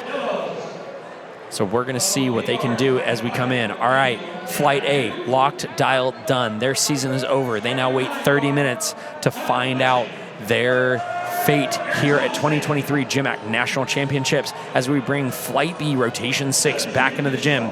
Kansas City United and Bay Area Bandits will be taking on floor exercise. Florida Storm has their individual competitor up on pommel horse before Iowa GymACT team takes to the leather. Washington will be taking on still rings, another strong event for them as Texas Armadillos go to vault. Northern Illinois University will be taking on parallel bars as the defending, or I'm sorry, not the defending champs, but the king of GymACT. Arizona State is going to finish on high bar, and they have a solid high bar squad. So here we go. The fight to the end starts now. Kevin Jensen coming from Kansas City has already mounted floor. Cameron Wigner from Florida Storm is going to be starting us off on pommel horse. Riley Lineman, from Washington will be starting us off on rings as Braden from Texas Armadillos comes in hot on vault. Micah Puckett will be starting off NIU on parallel bars as Hunter Fleshing starts off Arizona State's 6th and final performance of the evening. All right, lineman with some beautiful Yamawaki work on the rings. Riley Lineman's done a great job today of being a strong starter for Washington. He's done it a couple of times on several events. Let's see if he can do it one more time. Micah Puckett on a strong start for NIU. They're on parallel bars as Hunter Fletching starts on a high bar for Arizona State. And that is a beautiful stuck full twisting double back dismount and a fantastic start for Washington's rings rotation. Washington saying we're not out of this yet. Fantastic as Florida Storm's Camden just gets hung up on the pommel there and comes off. Nice high flying Tkachev there on the high bar from Hunter Fletching. Dylan McConkey from the Armadillos, beautiful laid out Kazumatsu, just takes a big step back. And that's a stuck dismount, stuck devalue dismount from Arizona State. And now that energy's up. I think they're going to roll, and I think their lead's going to get bigger.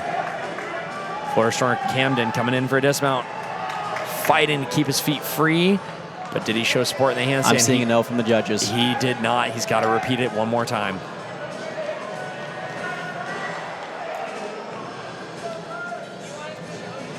All right, Elliot Foster getting ready to take to the high bar for Arizona State. It's Carlos Hernandez ready to go for the Texas Armadillos, bottom left-hand corner on vault. Asa Thompson, Andrew Fairchild going to the floor exercise for Bay Area Bandits. Camden back up for Florida Storm, going back after that dismount. Yeah, nice Hanma L hole from Drake Mizell on the rings for Washington.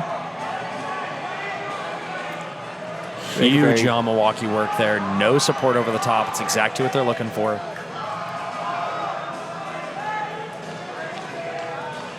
Drake's a very technically sound gymnast. He's got good lines. He's got a good swing. Kurt Lawrence taking to the parallel bars for Northern Illinois. Another stuck dismount right there from Drake for Washington. They are piling through to the end here. As I said, Washington is no stranger to being the underdogs. You know, they're going to fight tooth and nail for this all the way through. Absolutely. Elliot Foster getting ready to mount the assault from high bar for Arizona State. And we got Nolan Deek on the pommel horse here for Iowa. Sergey coming in for the Armadillos on vault. He's had a good day so far.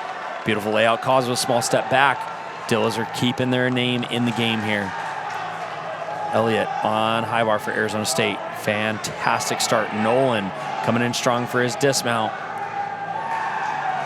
Staying calm and fighting it around. Great show from Iowa right there. Arizona winding up for the dismount. What I anticipate is going to be another stuck dismount right there. Elliott Foster, they've started the stick train. Let's see if they can keep it going. Yeah, Arizona has their momentum going. Andrew Kirshner from Bay Area Bandits jumping in here. On floor exercise. We go on vault. Dallas Hale, Yurchenko. 2.5 twists and just sits it down. It looked like he was going for the stick and just sat back. All right. NIU, Zach McHugh taking to the parallel bars. Nice giant. As Xander Agate from Washington takes to the still rings. Raven Anderson taking to the pommel horse for Iowa GymACT.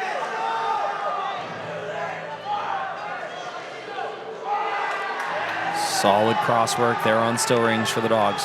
Bounce cross two, brings it in nice and level, shows that open grip.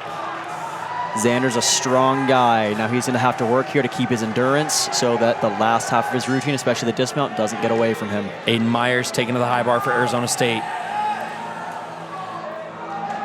Big release. Straddle Tkachev, hands right on, no questions. I'll have to say Arizona seems dialed in today.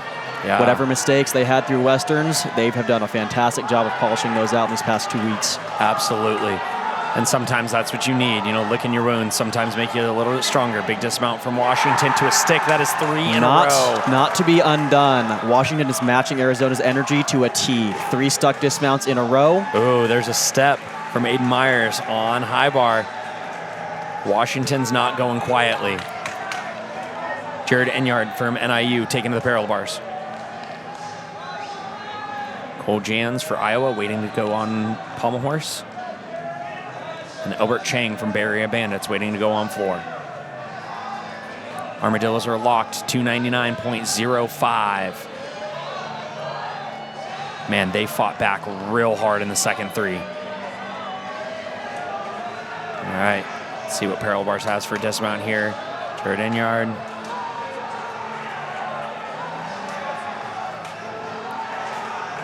Wow. All right, nice double back. Big step out there on the P-bars. Cole Jans putting down a solid pommel horse routine for his team right here. Traveling back, we should be seeing a dismount. Coming up, oh, that foot dragged. Those judges have been real tough on that today. Are they gonna give it to him? No, they are not. You see the head shake. Hunter Burnett on high bar for Arizona. This is definitely a crowd pleaser. Keep an eye right there. Oh, just misses his hand on that half tuck, but puts it back on. And on the screen above him, Andrew Lehman for the Washington with a strong cross pull to L.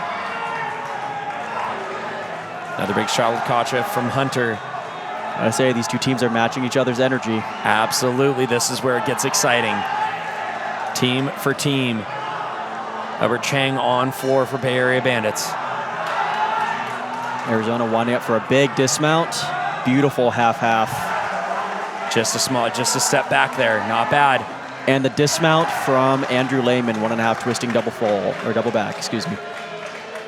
And Jacob Miller, Northern Illinois University, finish out strong here on parallel bars in their final performance of their 23 season, as Gabe Fry from Iowa is ready to finish up on pommel horse.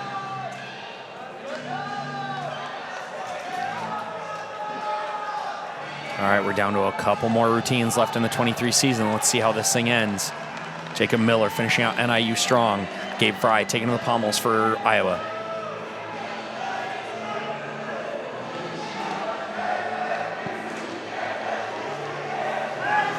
That's right. You hear the Arizona guys in the background getting everybody hyped up, getting the crowd engaged. Iowa's Gabe Fry putting up a nice routine there on the pommel horse. Solid day for Gabe today. All right, Brody Lusk from Washington Huskies waiting to go as Caden Peacock from Arizona Jumps up to the high bar. These will be two good routines to watch for sure. We know Brody's a strong guy who has some great strength elements to show off. And there's a reason Caden is the last guy up for Arizona. He's known to hit as Evan from Bay Area takes to the floor to end their season. Oh no, Caden coming out early. Wow. Just let the pressure get to him. He was trying to be too perfect and just came out too shy of that handstand. Thankfully, they have 4 solid routines under him. Huge routine there from Bay Area Bandits. Brody Lux's first element. Beautiful straight flange. Brody's strength and flange and Maltese strength. Words are hard. They are. Flange and Maltese strength is second to none. Rafe Schaffner from Iowa taking the horse to finish out their second season. They are the defending national champions, so we'll see if they can find the podium here. And Caden Peacock is back on the high bar.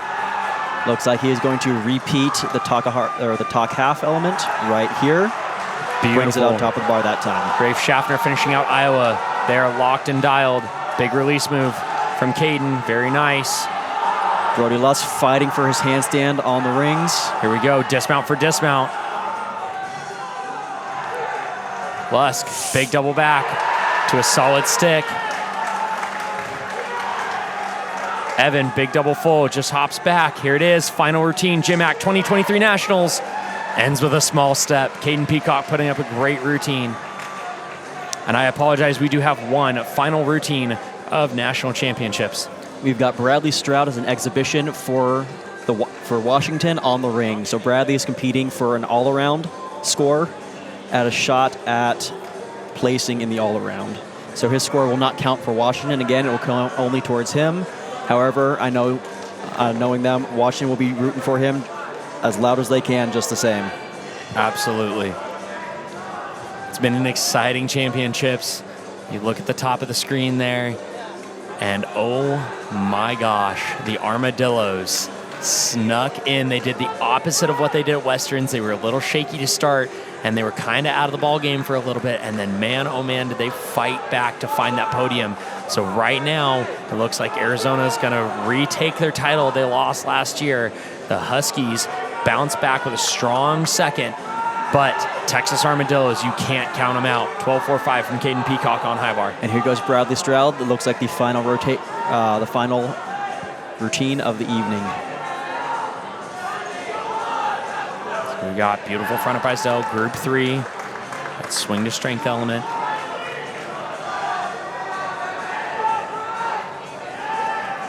It's Yamawaki Pike, Yamawaki Tuck, staple of any rings routine. You can hear his teammates in the background just absolutely going nuts for him. Arms staying free of the straps there in that handstand. Catches a strong handstand. Bradley's been a strong all-arounder for Washington the entire year. He's going for a good finish here. Beautiful stuck landing, and he does it. And you know what? I may be from Arizona, but there's just nothing like finishing a national championships with a solid stuck dismount. So ladies and gentlemen, it looks like that scoreboard up on top of your screen is locked in. And you know what? Our pre-predictions, we had Minnesota in there, we had Iowa in there, but we did not. And actually, we had Armadillos in there, but Temple was the one that surprised us today. You know, I definitely knew that they were going to be in this, but didn't know they were going to be in it nearly as hard as they were. So Arizona State men's gymnastics is going to reclaim what I believe is their 26th national title. Washington Huskies bringing in a solid second with the Armadillos chomping on their heels. Those Armadillos give them another year or two to find some depth, and they're going to be dangerous. Minnesota coming in strong, fighting hard for that end spot with Temple University not far behind them, and Iowa not far behind them. Less than 4 points separate 3rd through 6th. This was an amazing competition. These guys fought so hard. Thank you all so much for watching. Carl, what do you think we're going to see going into the 2024 season? Well, I think we can expect more of the same from the two oldest programs. You know, Washington, Arizona, they're dialed in. You know, they're getting depth. They're kind of, you know, it's just polishing and getting that difficulty up. Okay. A lot of these other teams, Texas, Temple, Iowa, Minnesota, they've got depth. They're getting depth. They're getting difficulty. They've got some dialing in to do. They've got some polishing to do for sure. but I can see a lot of work being done over the summer that's going to tighten up that gap there. Absolutely. All right, this has been 2023 GymACT National Championships. I want to say thank you to all of our partners, AAI for providing all the equipment, USAG for helping us out, and the Flip Now team here helping us out, bring this great production to you guys. This has been GymACT National Championships. I'm Kevin Riggle on a call with Carl Meter, and Arizona State coming home with the King of GymACT title. We will see you guys back for the 2024 season. And don't go very far, because the Flip Now team is going to try to bring you guys the award ceremony right here. Keep all your TV sets, cameras, phones, whatever you're watching on to see the official award ceremony for the individuals and the teams. Congratulations to all the competitors and all the teams, and good luck in their training season to get ready for the 2024 season. The 2024 season starts on Monday.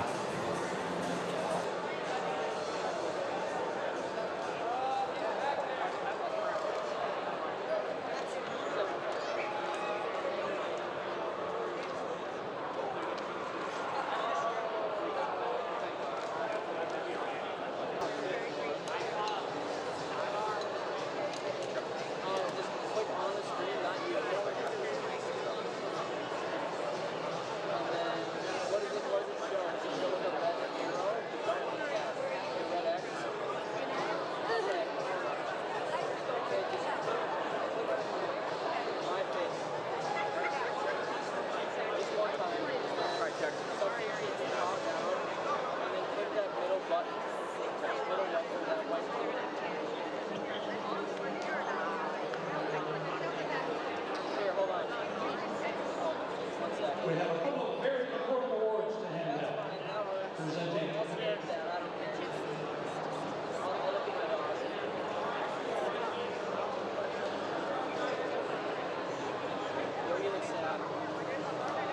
Presenting the Assistant Coach and Coach of the Year awards will be GymACT League Commissioner, Mr. Mark Bogajay.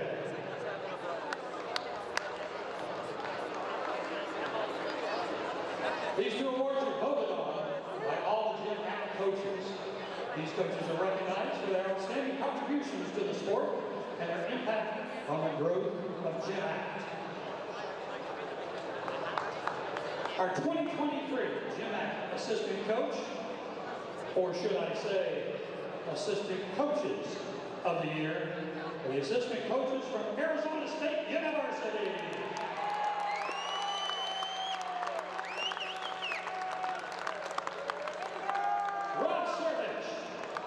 Jeff Robinson and Brian Kern.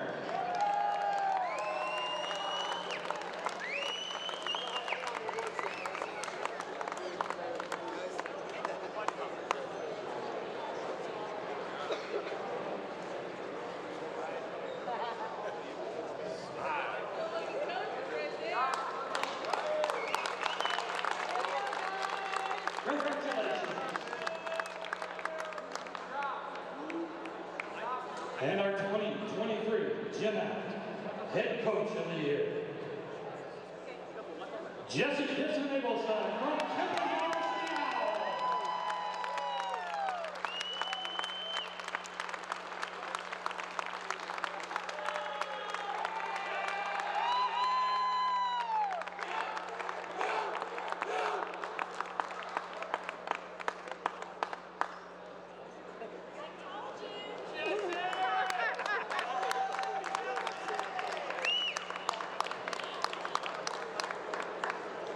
Congratulations, Jess. Bravo.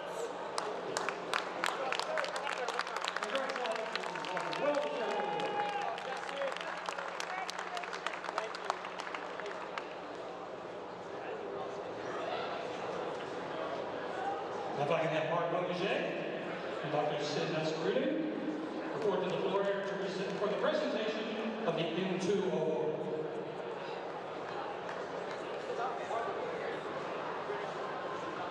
We need Scott Burns to the judges' table, please.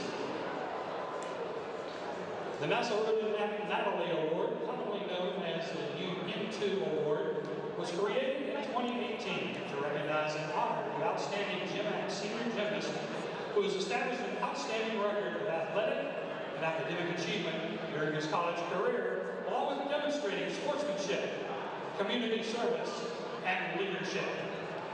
The recipient's character in and out of the gym plays a big role in this prestigious award. More than simply an award for gymnastics excellence, the winner must also meet these qualifications. He must be an example of good sportsmanship and fair play, a champion in defeat as well as victory. He should maintain a high standard of scholarship throughout his collegiate career with a minimum of a B average. He may have suffered an adversity or personal tragedy, which he has managed to overcome without impacting his athletic performance. He may have served as a leader, either within or outside gymnastics. He may have served as a champion of gymnastics, working with the community or with youth to keep the sport of gymnastics vibrant and vital, spurring grassroots growth.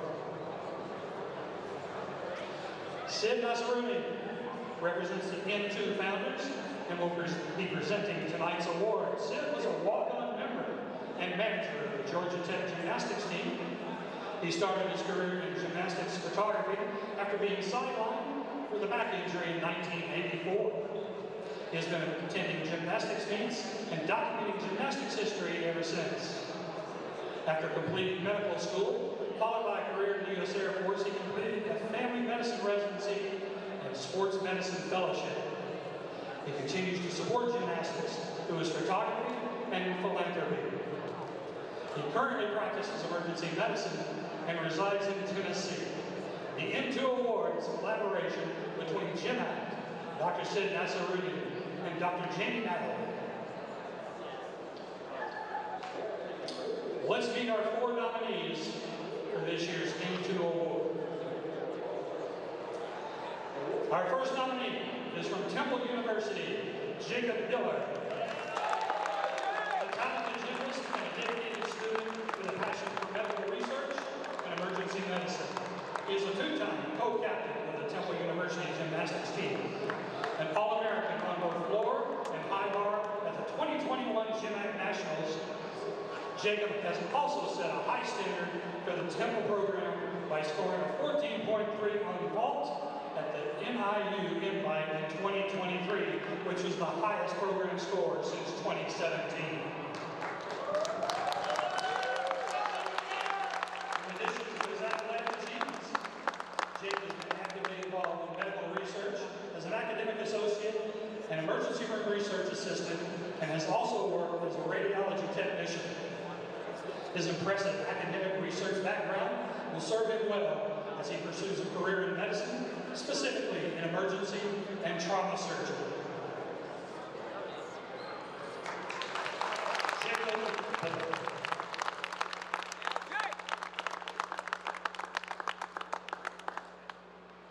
Our next nominee is Ruben Anderson from the University of Iowa.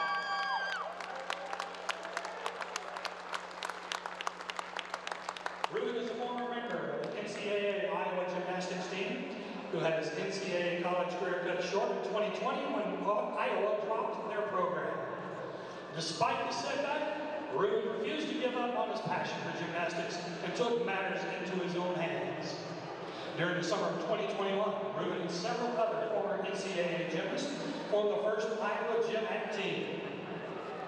They handled all of the necessary paperwork, business planning, and fundraising themselves, and they found coaches to help aid the team. Ruben and his teammates were determined to continue the history of Iowa gymnastics and pave the way for a new future as a GymACT team in Iowa. Last year, Ruben helped contribute to his team's victory at the GymACT National Championships in Mesa, Arizona, proving that their hard work and dedication paid off. Ruben's dedication to gymnastics is matched by his dedication to his education. He transferred from biomedical to chemical to industrial engineering, and he transformed his academic performance to making the Dean's List for 4 semesters in a row. Ruben credits GymACT for providing him with the flexibility to pursue his degree while continuing to participate in the sport he loves. Ladies and gentlemen, Ruben Anderson.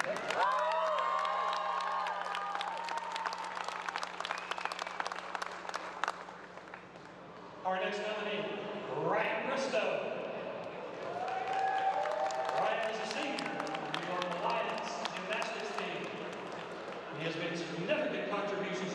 team during his tenure. In 2021, Ryan won the parallel bars competition at Temple versus NYA dual meet, demonstrating his skills and talent in gymnastics. Ryan has also made significant contributions off the mat as well. He implemented and developed the NYA social media squad, which helped increase the team's presence and recruiting efforts. Additionally, he's fostered a positive team environment and developed a leadership role during his 5 years as team captain of NYA. Ryan's passion for gymnastics extends beyond his own performance and team leadership. He is also an accomplished junior Olympic judge, and he coaches both compulsory and optional athletes. Moreover, Ryan is a talented pole vaulter, achieving a career best height of 14 feet 6 inches. His commitment to both athletics and leadership suggests that Ryan is a well-rounded individual who excels both on and off the mat. Ladies and gentlemen, Ryan Bristow.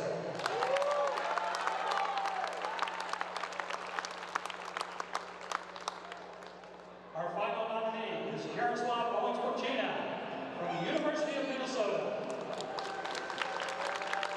Yaroslav is a very balanced student athlete who has already achieved significant accomplishments in both academics and athletics. Currently, Yaroslav is in his second year of medical school at the University of Minnesota, where he's pursuing his passion for medicine. Yaroslav also has an impressive background in gymnastics. He graduated from the University of Minnesota in 2018 with a Bachelor of Science degree in Neurological Science with a 3.916 GPA, where he also competed as a member of the University of Minnesota men's gymnastics team as an undergraduate. During his time as a collegiate gymnastic, Yaroslav lettered every year and was a 4-time first-team CGA All-American Scholar Athlete. In 2016, he received the NCAA Elite 90 Award as the student athlete at the NCAA Championships with the highest GPA. He also helped lead his team to an incredible second-place finish in the NCAA team finals in 2018, finishing ahead of notable programs such as Illinois, Stanford, Nebraska, and Penn State. At the 2022 GymACT Nationals, Yaroslav continued to excel in gymnastics and earned his first national title as the GymACT National Champion on still rings. According to his coach, Mike Burns, Yaroslav is known for his dedication and hard work, both in the classroom and on the gym floor.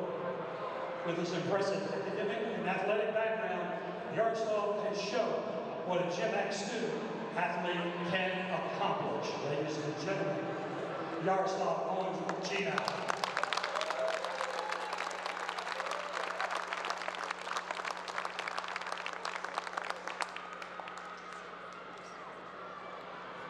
Ladies and gentlemen, your 2023 Into Award recipients.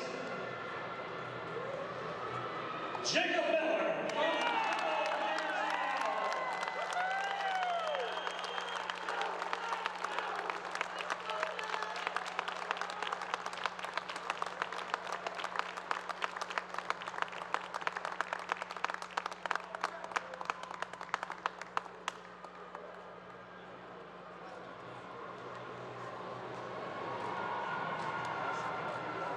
Let's go, baby!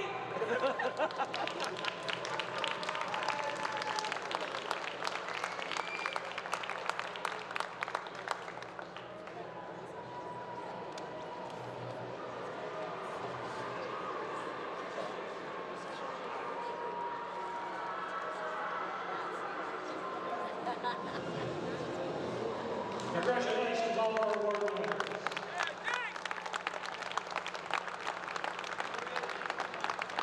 Shall we do some results?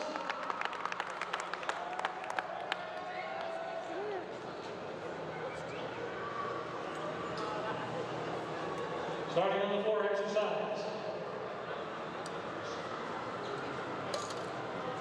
In 6th place, with a 13.2, Elliot Foster, Arizona State.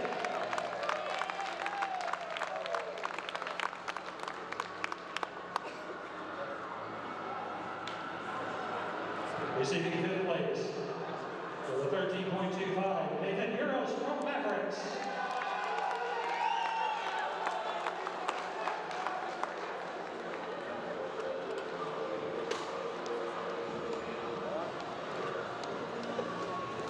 Receiving 4th place with a 13.35, Bradley Stroud from Washington.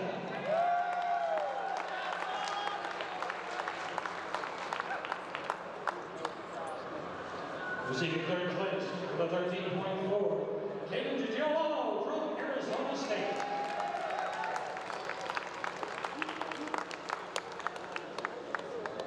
Receiving 2nd place with a 13.75, Jackson Harrison from Arizona State. And your floor exercise champion with a 14.05, Dallas Hale from Texas Armadillos.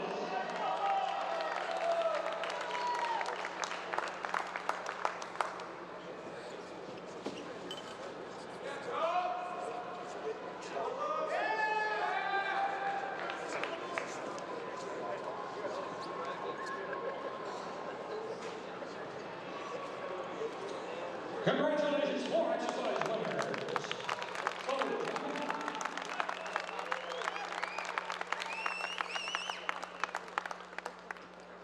And on the pommel horse, in 6th place, Aiden Myers from Arizona State.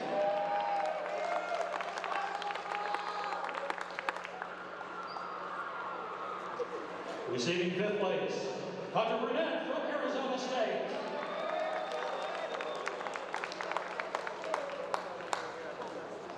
In 4th place, William Pierce from SC United.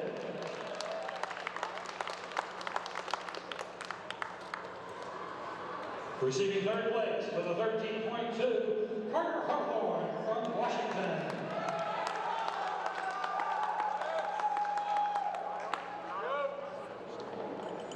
Receiving 2nd place with a 13.4 is Clayton Cunningham from Arizona State.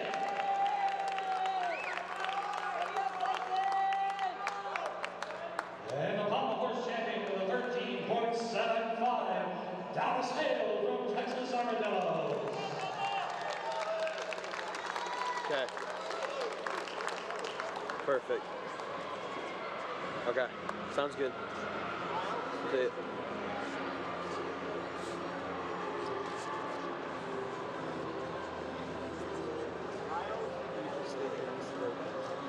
Congratulations, pommel horse winners. Presents.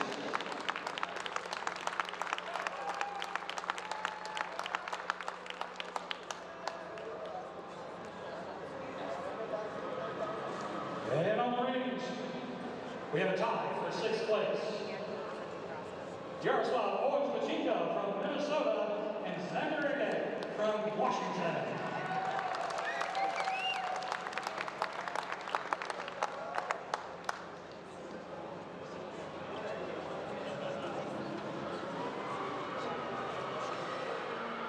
Receiving 5th place, Eric Schubert from SC United.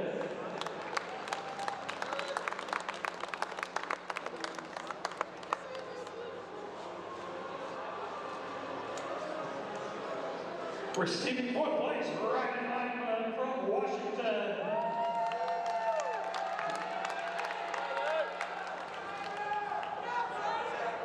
Receiving 3rd place with an 8.7, Ethan DiGirolamo from Arizona State.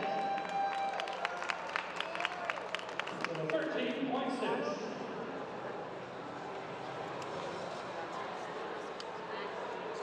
Second place with a 13.85, Elliot Foster from Arizona State.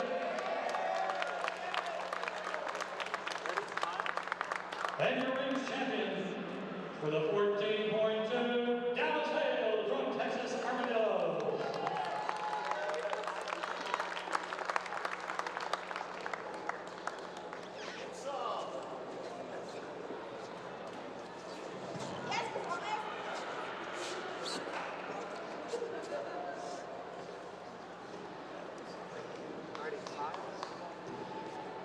These are your rings champions. Congratulations, gentlemen. Salute.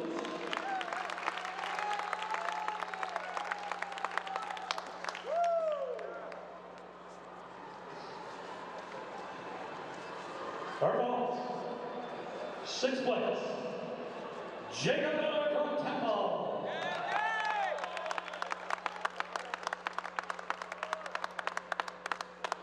Receiving fifth place with 14-2, Jackson Harrison from Arizona State.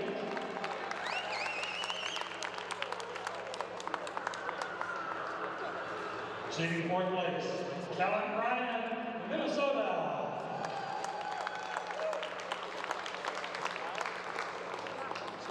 Receiving third place with a 14.35, Vinny Colasso from Arizona State.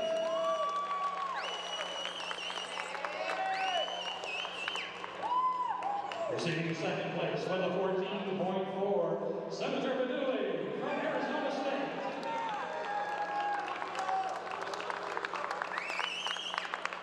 And your vault champion with a 14.65, Andrew Lehman from Washington.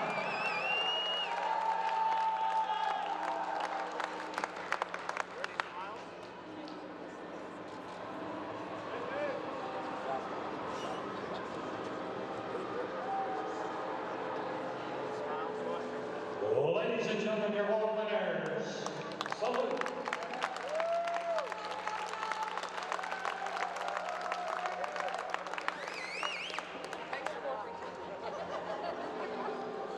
And on the B-bars in sixth place is Blake Kingston from Arizona State.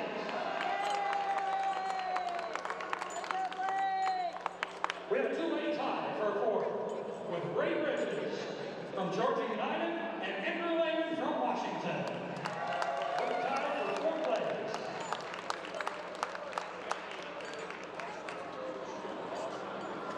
Receiving third place with a 13.65, Andrew Fisher from Arizona State.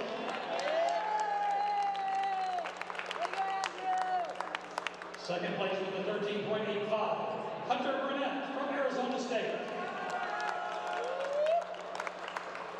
And your B-bar champion with a 14.6, Dallas Hale from Texas Armadillos.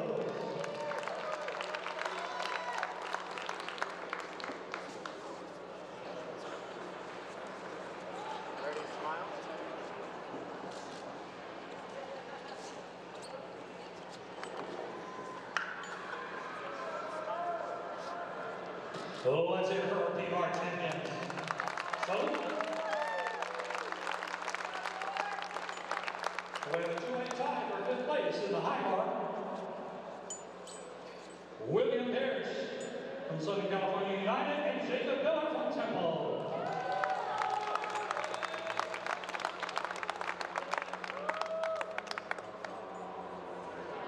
Fourth place, Hunter Burnett from Arizona State. Receiving third place with a 13.05, Elliot Foster from Arizona State.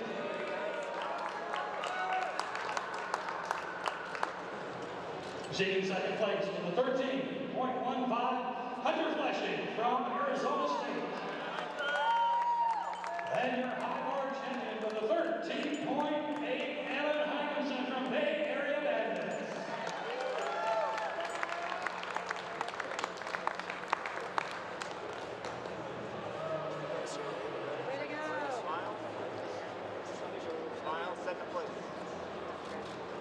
Congratulations, high bar winners.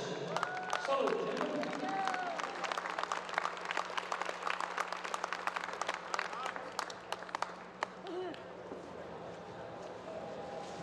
And in the all around, receiving sixth place, Hunter Fleshig from Arizona State. Fifth place, Nathan Uros from Mavericks.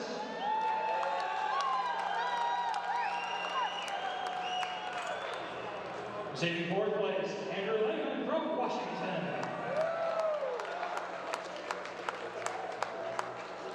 Third place with a 77.20, Bradley Stroud from Washington. Receiving second place with a 78.4, Evan Hymanson from Bay Area Bandits. And your all-around champion with an 81.5, Dallas Hale from Texas Armadillos.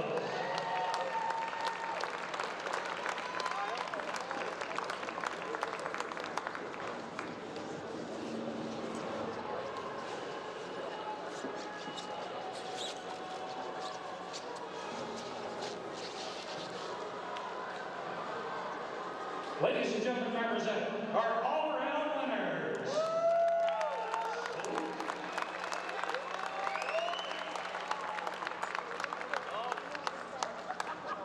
And in the team competition. Put him in front. Put him in front.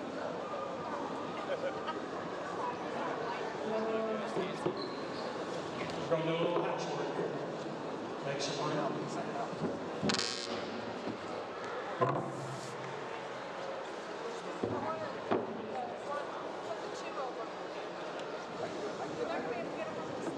How about it, folks? If you enjoyed this competition, come on!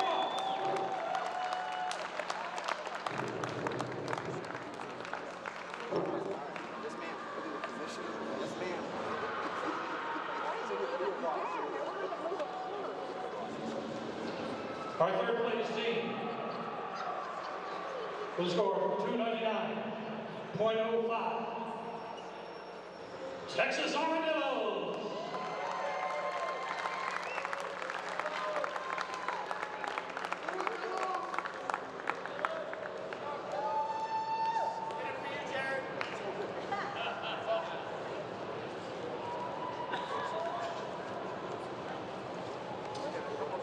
Your second place team with a score of 305.55. Washington.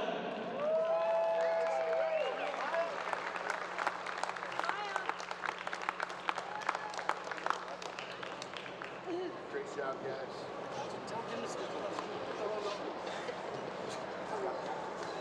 Ladies and gentlemen, your team champions with a score of 320.2 is Arizona State.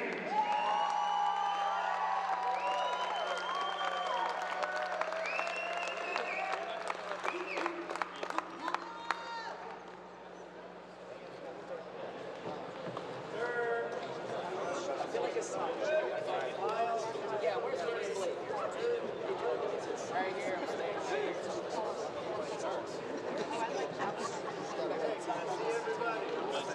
Let's put your hands together for our team winners.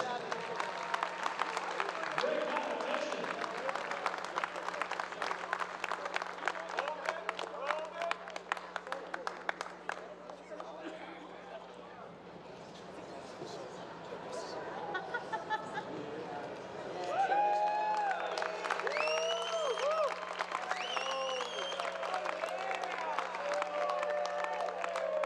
Congratulations to all the team. Hey, we're going to try and get a picture with all the GymACT guys on the mat. Somehow we're going to do it, so just stay there. Bart Connor is here. We really appreciate Bart being here. Thank you, Bart. And we saw this meet for the first time, so let's all get a picture. But in the meantime, as you guys are getting onto the mat, I would like to take 20 seconds and acknowledge a great gymnast coach that is moving on from us, Jeff Crockett. Raise your hand.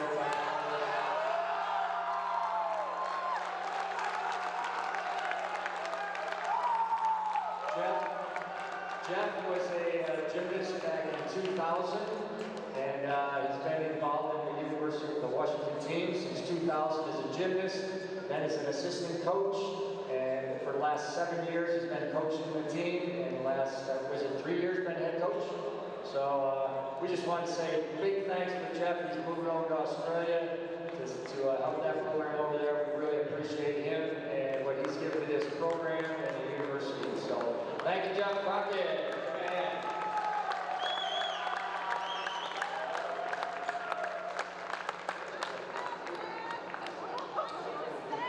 And that's a wrap for this third GymACT National Championship. Congratulations to all of our teams, and thank you for being a great audience. Have a good night.